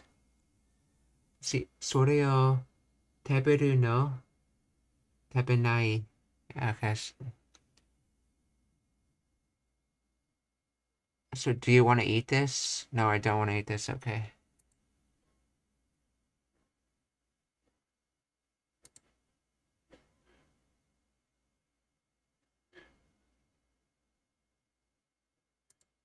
Okay, they're not streaming.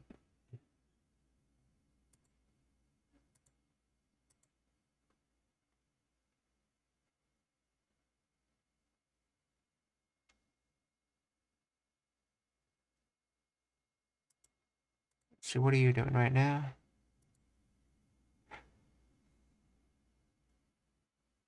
The thing is that "ie" is direct, so it can be seen as rude or authoritarian. Yeah. Oh yeah, that is sort of like how when you give a command in Japanese, saying to don't do something, that you don't just say nai, you say nai de to actually make it a command. So it would make sense how nai by itself is less direct.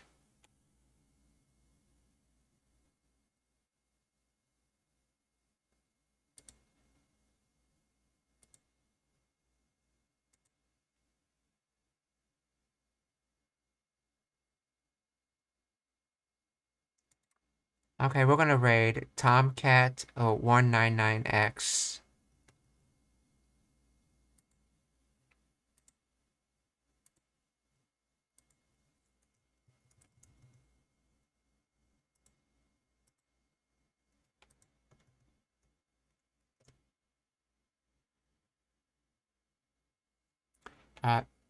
Minasan, okiyotsukete. Goodbye, everyone.